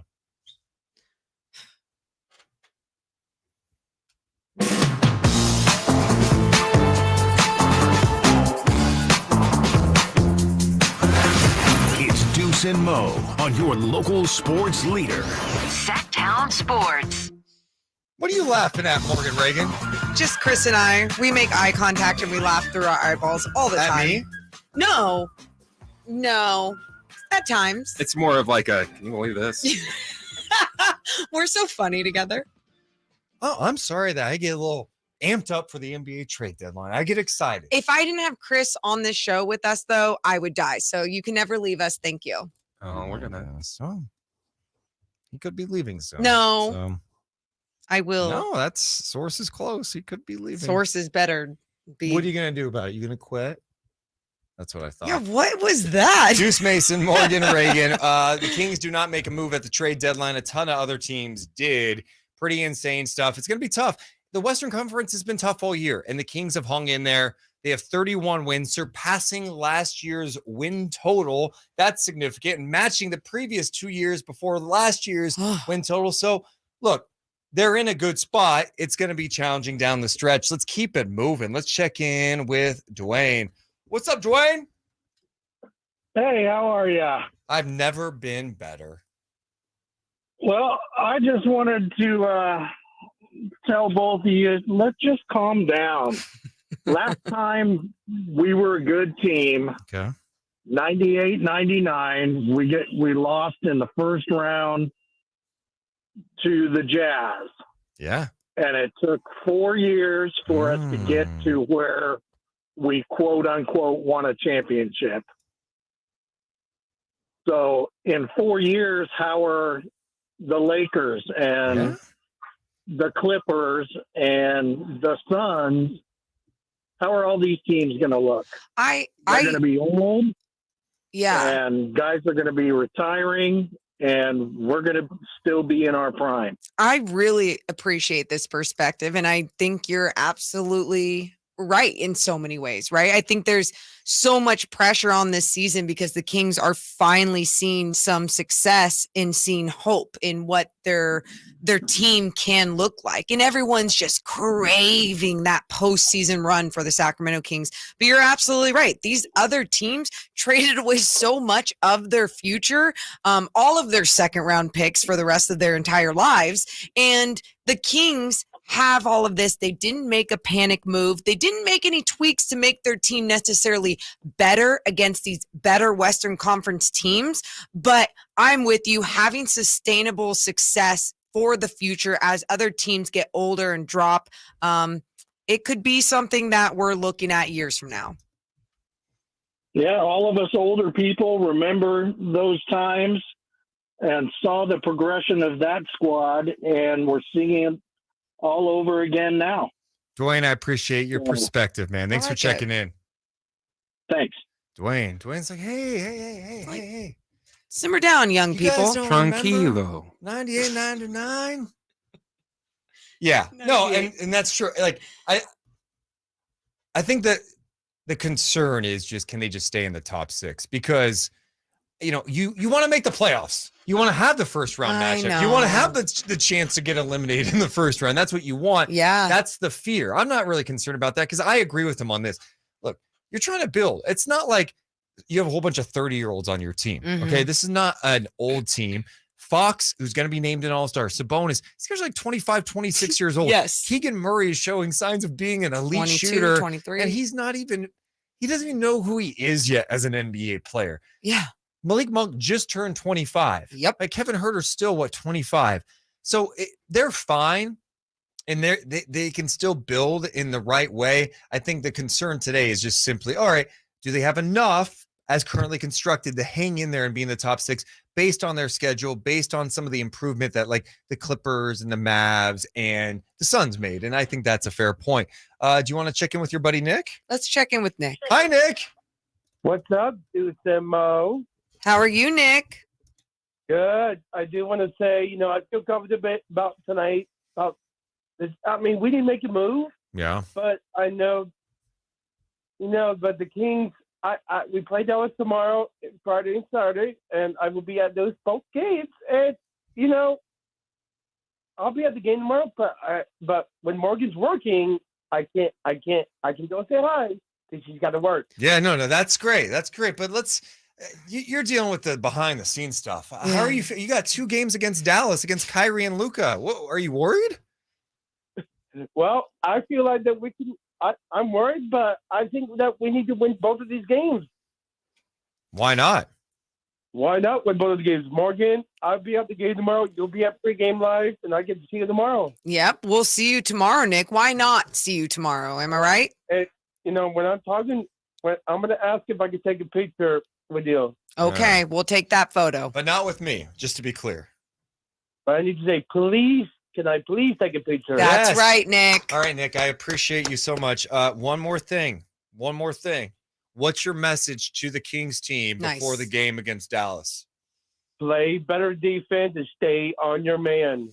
Love it. Coach Nick, everyone. Yeah. There's sleep beams. I love Nick. Hi, Alex. Hey, how's it going, guys? Good. How are you? Hey, good. Listen, I'm calling because I know obviously the Western Conference is now insane, right? Everybody knows that. But what effect do you guys think all these trades are going to have on load management? Because I think with Clippers, they have a bunch of players who always sit out. AD is always hurt, right? I mean, there's a bunch of players who suffer with that. So I think that's where the Kings being healthy could actually make up some ground. What I'll tell you this, after the All-Star break, usually players do feel re-energized. It's the end of the season. It's really the push for who's going to be the contending team in their conferences. And so that's where I would worry a little bit. Guys really finding their groove, finding their health, and wanting to find that chemistry with their squad so then they can come out of whatever conference that we're talking about here. But I think it's a fair point when you look at these teams going into next year and what that will look like. But it doesn't matter how you start the year, it's how you finish it. And one thing on the Clippers that should be worth mentioning, they're ramping up Kawhi a little bit. He's still not playing back-to-backs, but he has played in 15 of the last 18 games for the Clippers. And so that's a huge progress for a guy that was missing a ton of time. His numbers have been really good too during that stretch. So we'll see how that, and I think Morgan's point is accurate. So, yeah, I mean, there's still questions, right? Like, even with the Suns, Kevin Durant's hurt right now. Devin Booker's just coming back from injury. Like, it doesn't mean it's going to be totally smooth for these teams. The Kings just have to come out of the gates, coming up Friday, when that's an electric atmosphere. People are fired up. The crowd's going to be into it. It's a big matchup. They need to approach that game like a playoff game. And that means being locked in. That means communication on defense has to be great. You can't be having breakdowns. You have to be locked in and ready to go Friday night when Dallas comes to town. Well, see, and that's kind of my pushback, though, is because if these guys are so used to taking games off and managing their bodies the way they do, to now say, you know what, I can't take a day off. I have to always be ramped up because the West is so hard. That's going to have an effect on these guys. And so that's where I think the Kings can say, you know what, let these guys beat up on each other. We just got to do what we got to do because they're chasing us. We're not chasing them. I hear you. I appreciate it, man. Thanks for checking in. We're up against it. We'll be back. Deuce Mason, Morgan Reagan, Sactown Sports. This is an interesting, and this is so true, I think, Morgan, on the YouTube chat. Appreciate everyone in the YouTube chat. Hamburger Dad was just saying, like, these are all playoff games from here on out. You guys, that's exactly what it is. I mean, you look at this schedule now, and teams, people, broadcasters, fans, we're all focused on what these games are, what the rest of this season really is going to be. You're not focused on who's playing where and what's going on. You're focused on getting wins and what's ahead. I am so excited for the Kings and what's ahead. But at the same time, don't be surprised if there's more losses ahead and we're breaking down games where it's a close one at the end and the Kings can still take something from it. I know that's not good enough for some people, but again, it's about building the sustainable success. I think Alex made a really good point. It's just like, oh man, Kings are going to have to play the Suns. They're going to have to play the Mavericks. They're going to have to go through all of them. They're going to have to play each other too. Mavericks are going to have to play the Suns. Wow. The Lakers are going to have to play Mavericks, Suns. Yeah. I mean, they're going to have to make up a lot of ground against some really good teams. Is that how this works, huh? Mm-hmm. Wow. Amazing. For someone that pees all the time. Oh, today is like he brought his bucket. I when I'm in this survival mode, no, my pants are soaked. Yeah, no, I can see that. Could you imagine if I was like, no, I'm not kidding, and you just saw just completely soaked, like I've just been urinating the whole day? I would probably go to HR and be like, this guy just peed himself a whole bunch of times. You like, go to HR. Yes. Yes. Actually, I am gonna go pee real fast. I'll be right back. Hey, if you're in the chat, hit the thumbs up button. I feel like my headphones have been on too long. I feel like I can't hear well right now. What? Looking out on the tinkle time I used to have. Are you okay? To pee, 'cause you make me pee, 'cause you make me pee, 'cause you make me pee like a natural. Hey, Deuce. Chris. So I told you this, and everybody, I'm telling you this. Last night in the car on the way back from San Francisco after NBC Sports, I was like, oh, I need to just like sing a pee song every single time he leaves. So like I was starting to think of some last night, but it's really hard. And I can only think of like the word pee, accident, and like toilet with everything that I was trying to do. For some reason in my head last night, the Elvis song kept coming in my head. I'm going to try and sing it like Elvis. Can I pee Only fools hold it in, 'cause I can't help having an accident. Perfect. Best one so far. Thank you. I could tell you practiced it. Oh, I have other ones that I was like starting to do, and then I was like, oh God, I have to do night chat right now? Ugh, I can't sing about pee for 2 hours on my way home. Thanks, Chris.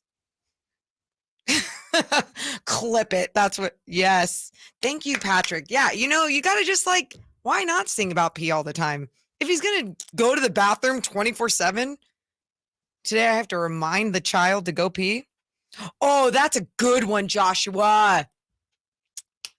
Who let the pee out? Who let the pee out? Who? Hey, Deuce. What? I'm just processing a lot of things right now. You okay? What's happening? I was so excited All-Star Weekend to go see Bad Friend, like one of my favorite podcasts in person, Bad Friends, featuring I don't even know who they are anymore. Bobby Lee and Andrew Santino. Yes. And they postponed the show until May. And it's just like, no, it's depressing. I'm just so irritated. Stand by. Why did you We Watch Wrestling is going to be in San Francisco next month. Here we go.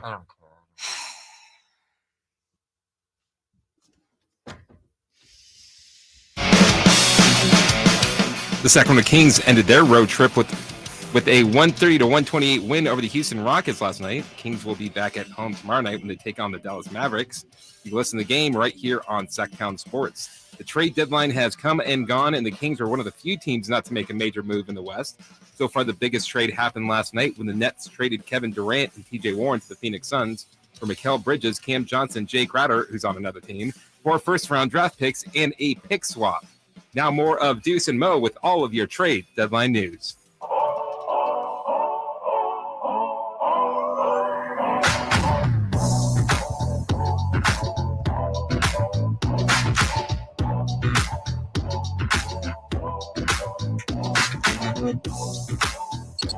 Deuce and Mo on Sactown Sports. I can't even fake dance anymore. Fake dance. No. You weren't fake dancing. I know when it's real. I can tell because no, you think you're so cool. And you're like, there's a little hip thrust. My hip thrust would have been so much more aggressive if I was really dancing. That's true. I mean, I get low. Okay. I have ripped my pants many times. That is confirmed. We all know about that. Baby got back. I got some girth back there. I got some cakes. Wouldn't say that. I would just say you're an idiot and you just ripped your pants. You just looked, Tom. Hey, appreciate you guys being here. It's Deuce Mason. It's Morgan Reagan. It's been a record-setting day on Sactown Sports. Record viewership on youtube.com/Sactown Sports 1140. If you're hanging out in the YouTube chat, you've been with us all day long. We appreciate you being a part of this journey. Make sure to hit the thumbs up button. Make sure you're subscribed too, because we're on Monday through Friday. There is live content from 6 a.m. starting with Dave and Jason, going into us, then Nick and Rami. Nick Kettles. Nick and Rami something, so it's Kettles and Rami. I don't know. Hey, Nick and Rami. That's it's Kettles from and Rami. 6A to 6B. Plus, Chris Watkins has a show on Saturday, Kings Weekly at 11 a.m. We've been kind of making sense of what went down. It's been a crazy week, right? Super Bowl's coming up on Sunday, and I feel like that's this Sunday? This Sunday. It's just in the background, right? Because the NBA's trade deadline has come and gone. The biggest surprise, I think, has just been how active it was. I think when we were looking at the trade deadline, we were wondering, all right, how many teams are realistically going to make moves? Because it seems like there's more buyers than sellers. We saw a lot of teams buy at the deadline, and sure, it cost them a lot of second-round picks, that type of compensation, but we saw some big moves. The biggest came last night around 10:30, 11 o'clock at night when Kevin Durant got traded from the Brooklyn Nets to the Phoenix Suns, along with Torrey Craig. The Nets get back Cam Johnson. They get back Mikal Bridges, Jay Crowder, who eventually goes to Milwaukee now. They also got first-round picks in 23, 25, 27, 29, and a pick swap in 28. Insane. I think one of my biggest surprises just looking at that deal is seeing how many wings the Nets have. And I think this team is going to be still pretty competitive, even without Durant and Irving on the team. I just thought the Kings could have called Brooklyn again to see if they could get some of those wings available. I mean, they had a lot of them on that team. Royce O'Neal was someone that we Yeah, were talking yeah. about. Could that have been someone that they could have targeted? And no, then we weren't. I mean, obviously, I brought up when we did the emergency podcast last night, I talked about Nick Claxton and what maybe they're just trying to break everything down. It doesn't seem like that's the direction they're going. So you look at Nick Claxton being on their squad, being a rim protector. Dorian Finney-Smith is someone who also can defend. And then Mikal Bridges, another guy in their starting lineup that will be able to be that long length defender that you need. Spencer Dinwiddie. But then Ben Simmons. There you go. That guy, he's not going to give you much offensively, but you look like you got a squad that can play some defense. That's the thing. You have a squad that can defend. And then what Cam Thomas has been doing with all these 40-point games, 3 straight 40-point games for the Brooklyn Nets, it's pretty insane. And I'm talking about defense, but why aren't I talking about Seth Curry and Joe Harris? Obviously, Seth Curry's still out right now, but you got Joe Harris. You got 2 guys who can shoot the heck out of the basketball, right? So, One update at this hour, Shams Charania reporting that the Pacers, who acquired Serge Ibaka from Milwaukee earlier today, are waiving Serge Ibaka. I know that's a name that's been brought up a lot by Kings fans, like, oh, could that be a good backup, big option for the Kings? I mean this in the most respectful way. I think Serge Ibaka has had a great career in the NBA. Yeah. He's just not the same guy. I mean, he had back surgery. We called one of his G League games like a year ago, and it didn't work out for him. I have a feeling he may be on his way out of the NBA. I think he's a great veteran guy, and if he has something left in the tank, sure, you could take a look. I just haven't seen enough to show me that he has it left. a 33-year-old big that Had back surgery, and it's not like he's an Al Horford, someone who is older and a vet, but Al Horford evolved his game, right? And was able to start stretching the floor at a very high level, while also being able to contribute so much more still defensively, can still move. So yeah, Serge Ibaka doesn't excite me on the buyout market. But if the Kings were connected to the name Derrick Rose at all before the trade deadline at noon today, would someone like Reggie Jackson even do anything for you, especially if he was on the buyout market? I start looking at this Kings team and I go, let's just say Reggie Jackson, right? Who hasn't been good this year. Good story, got back in the league, got that deal with the Clippers, but they move on from him pretty fast. Where would he play? You just have so many guys and it's only so many minutes. No, I don't see it.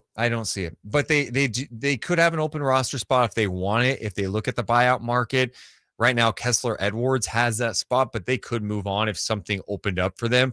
I'm keeping an eye on someone like Will Barton, who spent most of his career in Denver, in Washington. Now he's kind of fallen out of the rotation. A guy with legit NBA playoff experience.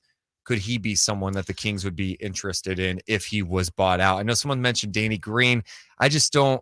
I'm not there with Danny Green. I think someone like Will Barton, who has shown he could play defense too. He's 6'6", yeah, decent size, been around the block for a minute.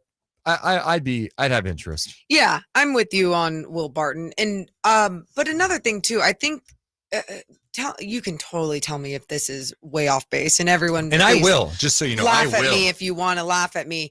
Someone like Kessler Edwards. Yeah. When no one really knew about Trey Lyles and what he can add to a team. I know Kessler Edwards, young, and didn't see a lot of time this year with the Brooklyn Nets. Saw more time last season, obviously. My point to this being, is that someone that they're trying to build and develop possibly for the future? You got this long guy, I think he's it's young, possible. 6'11" wingspan. They're going to take a look for sure. Okay. But, is he going to hold a roster spot? Here's another name the chat's talking about. I'm just throwing it out there. Okay. He got traded to Orlando today for Mo Bamba, and I would not be surprised if Orlando buys him out. No. A guy that really kind of sparked the T-Wolves with his persona, his edge. Nope.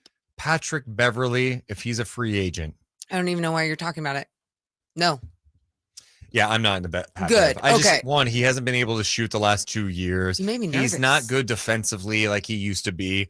I'm out. I'm good. I'm out. he relies on his antics now. Because, I mean, obviously we talk about someone like Dylan Brooks having to hit people in the nuts just to basically put someone down, but he still actually adds other elements while playing basketball. Pat Beverly, as he keeps getting older in this league, he has just turned to relying on that. He was the spirit of the squad in Minnesota, but it's just not going to build and be that on every place he goes. The Spurs just waived former Kings big man Dwayne Dedman, who they just acquired the other day too. Also, 1 hour ago, Mark Stein reported this. I'm just double checking because there's some people saying that a Patrick Beverly reunion with Minnesota could be in the works. Okay. Not sure. This is according to Dane Moore. He says a Patrick Beverly reunion in Minnesota is in the works via the buyout market. Multiple teams are interested in him. I will say this. Mark Stein did post something just an hour ago saying Minnesota is not expected to pursue a reunion. So who knows? I mean, now we're at buyout season. That's going to be interesting to see how it plays out.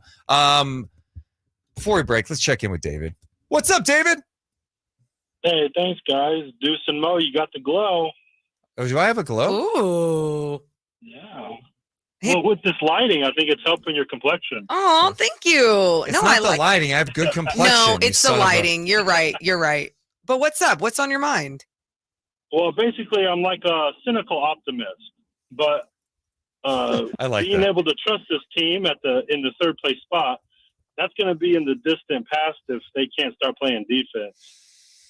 Yeah, I mean, I think the third spot is going to be hard regardless, even before this trade deadline, after it. It's not like they're in the third spot where they're cruising and they have a 6-game lead. They have a 2-game lead on 3 teams right now. It's going to be challenging, but to me, I'm not caught up in the third. I'm caught up in just staying in the top 6. Yeah, I think even the 6 is going to be difficult because if they can't shoot the ball, if they can shoot, they can beat anybody. But if they're off one night, their defense can't hold up. Yeah, I mean, I don't feel like they shot the ball well on this road trip, and they played a couple games without Fox and still went 4-3. And I know it wasn't against stiff competition. I think the offense will be fine. I think they're going to start knocking down shots. I'm sure the All-Star break will help them too, just to do a little reset, get their legs back a little bit, get it going. But your larger point is accurate. The defense has to be better. You cannot. The last 2 games, I was disappointed. You know, I mean, I was disappointed in that win where they gave up 120. Then last night, they had a miracle finish that we really haven't talked about today, but they found a way to win 130 to 128. And I know teams score points in the NBA, but the Rockets are 29th in offense, 29th in almost every major offensive category. The Kings allowed 70 points in the paint. The Kings have to be better defensively. Yeah, that's not going to work against the Clippers, the Mavs, the Grizzlies. That's not going to hold up. So, well, David, hang in there, man. Thank you, brother. Have a good long night. way to go. Yeah, long way to go. Coming up next, we got to talk about some potential buyout candidates. It's our final segment. Let's keep it pushing. I want to see if in the YouTube chat we can get to 900 thumbs up. Ooh. We are like 20 away. Let's get it done. It's Deuce and Mo on Sactown Sports.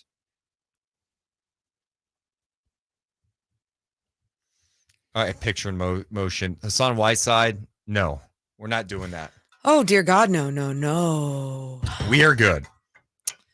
That's so funny. Wasn't Alec Burks also with the... He was with the Kings for a minute. No, but I was just thinking of the Knicks and just their backup point guards. Where can I find...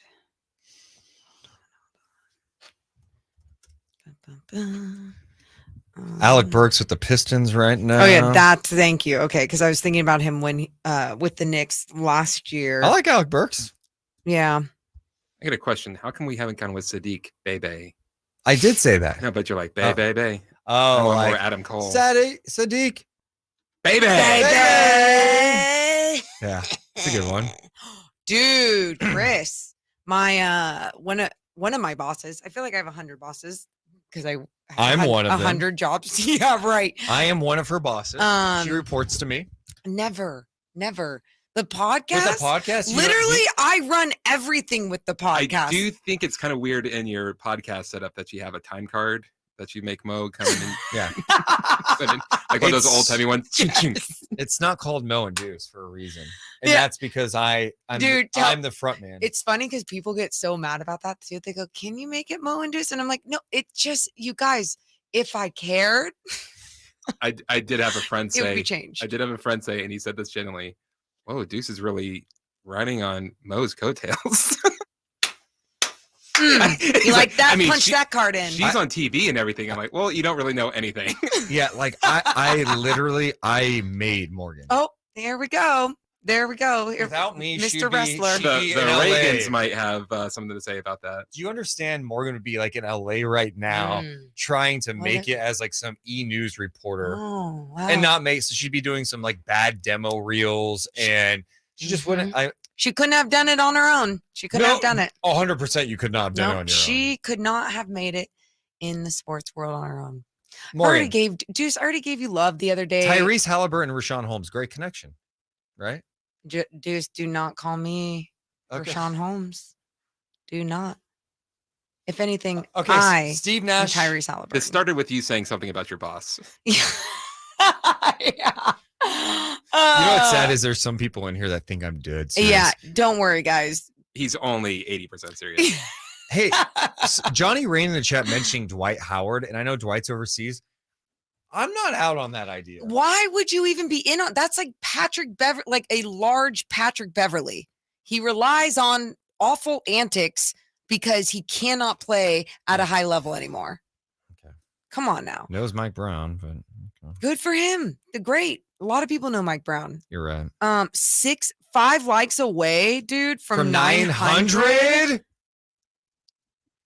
I'm getting a lot of questions, by the way, about Rashawn Holmes and a buyout. That just would really surprise me. He's owed a lot of money coming up, so I just don't see that. I don't. And you know what I would like to see post-trade deadline? What? Try Rashawn Holmes. Yeah. He's here now. I mean, if you were trying to move him, you couldn't move him. Let's see what he has. The thing I don't like about that is with Rashawn Holmes, they say, oh, well, he doesn't really fit the system. Yeah, but when you fit the system to him, to his strengths, you did quite well. Right. Yeah, and I think you need to adjust sometimes to like Popovich has changed his system 800 billion times as a coach, okay? So maybe when Rashawn's in there with different lineups, we're not playing the same motion offense. We're just running different stuff with the same idea of like the actions off of the motion offense. You can run just a pick and roll action instead of a like dribble handoff action. We got to 900 likes. Let's freaking go. No, let's, as Rory says, let's get to 916. Let's get to 916. 5 more. 4 away. Oh God, let's I get don't know to if we're gonna have time to 916. get something set up here. We'll see. We don't know. Yeah, what do you have? Be a real stress job. You know what? You know, just 912. irritated me. Just so you know. What? We have lost 2 since saying 916. You guys are sons of a gun. Like, I swear to God, that's a troll move. I love it. That's a pure internet I love move. it. You guys are making me sick. You're trolling me right now. You troll. You son of a. You guys are so amazing and badass for being here all day with us. Not funny. Thank you. I love it. 918. We didn't need 916. We're at 918. I got Appreciate you 916 guys. on mine. Appreciate you guys so much. Thanks, guys. William Johnson, should I drop Wendell low Carter interest rates? or Zach Collins? Fantasy they're talking about? Yeah, I don't know, man. That's an interesting question. I would say no.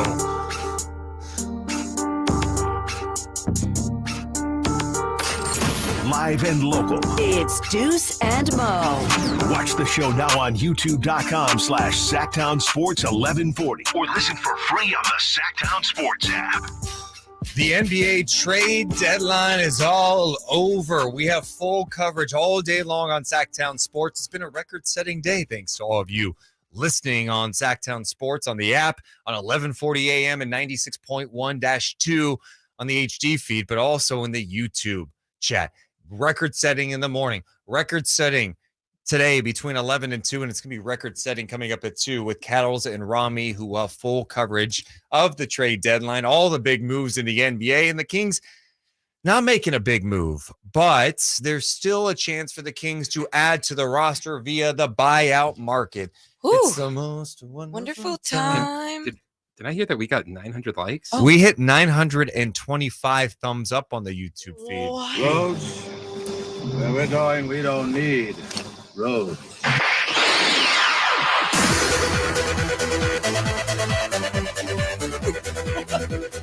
900 thumbs up. I used to Oh, love this song in my teenage years. This was like this. I would have a mix before Kings playoff games. This was on the mix. So you made a warm up for yourself. Oh yeah. What to do? What to go cover the game? When I was a kid. Oh, I was getting ready to trash you, Deuce, but I've got a playlist for games in my Yeah. Oh, yeah. I mean, I'll listen to wrestling themes to get amped. I'll listen to that song. That song used to amp me up because you know what I think about? I think about Game 5, Bibby shot, and I feel like they played that. They played that when he hit the shot. When he in Game 5 against the Lakers. oh, yeah. I don't remember, but I 100% guarantee you're right. Yeah. Amazing. Just amazing. All right, Morgan. The Kings post trade deadline could hit the buyout market now. We don't know of some candidates. We do know it sounds like John Wall, who got traded to the Rockets today, is going to get bought out. Sounds like Westbrook will get bought out by the Utah Jazz. Derrick Rose is a question mark by the Knicks. Alec Burks could get bought out by the Pistons. Patrick Beverley, I'm guessing he'll get bought out by Orlando. Here's another name from Orlando, Terrence Ross. That guy's a bucket. Yeah, he's on the older side, but can get a bucket. But do you need another shooting guard? Nerlens Noel. If he becomes available, I'd be very surprised if the Kings didn't try to make a run at him. They had some interest in him at the trade deadline, according to some reports. They did not work out a deal. Rudy Gay, former King, going to be out there. It's past, even though, and not to say like he doesn't have a little bit left in the tank for some squads. I just don't think it's it for Sacramento. Will Barton is a name that I like a lot. Yep, I'm with you on that. I think Will Barton not only still has a lot to give, but he's played in both that shooting guard position, small forward position. So he is someone I would want to look at. Danny Green. I'm out. Yeah. I'm out. I don't know for a guy who is getting older. We're all getting older. He's older, coming off a significant injury.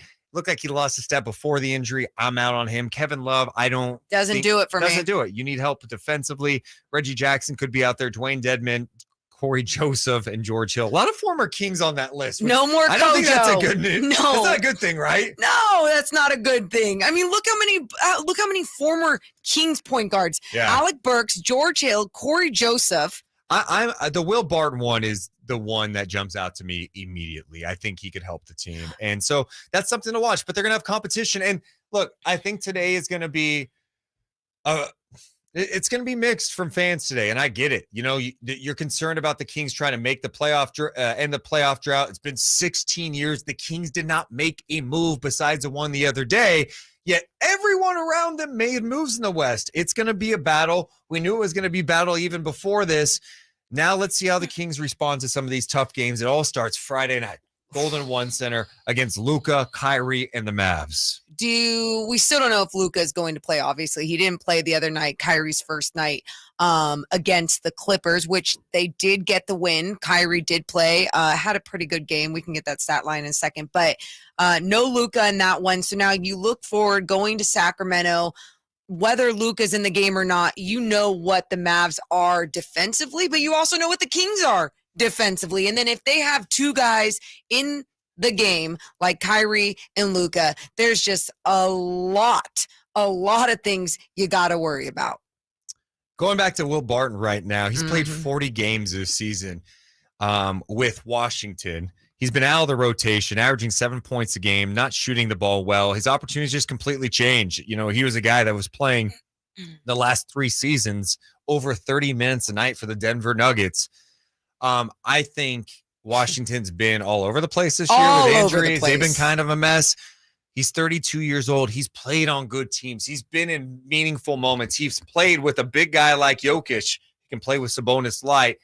if Will Barton gets bought out, I think Monty's got to pick up the phone and give him a ring. He's a 35% three-point shooter in his career, has shown the ability to defend too. You quickly went back to Will Barton, and I'm sorry, I just want to look at his stats. And I'm right there with you, and that's something I was looking at. And I think when you do look at his time in Washington this year, not only the amount of games with only 40, but where his role and his chemistry really has been this season, just go to his years with Denver, especially the last couple.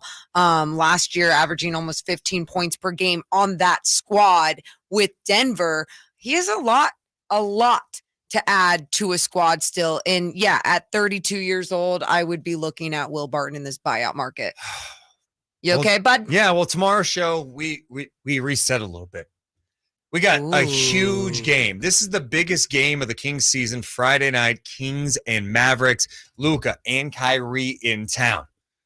It's going to be tough. It's going to be a challenge. Plus, you got the Super Bowl on Sunday. Are you kidding me? Whew. But coming up next, do not go anywhere. If you're listening on 1140 AM, 96.1-2, you stay locked in. Stay locked into the app and stay locked into the youtube.com/Sactown Sports 1140 because Kettles and Rami are on. From 2 to 6, full coverage of the NBA trade deadline. The big move, Durant to the Suns. The West going crazy with moves left and right, and the Kings not making one. What do they think about it? Find out next. We love you guys, but we got to go. You all have a wonderful rest of your day. See ya!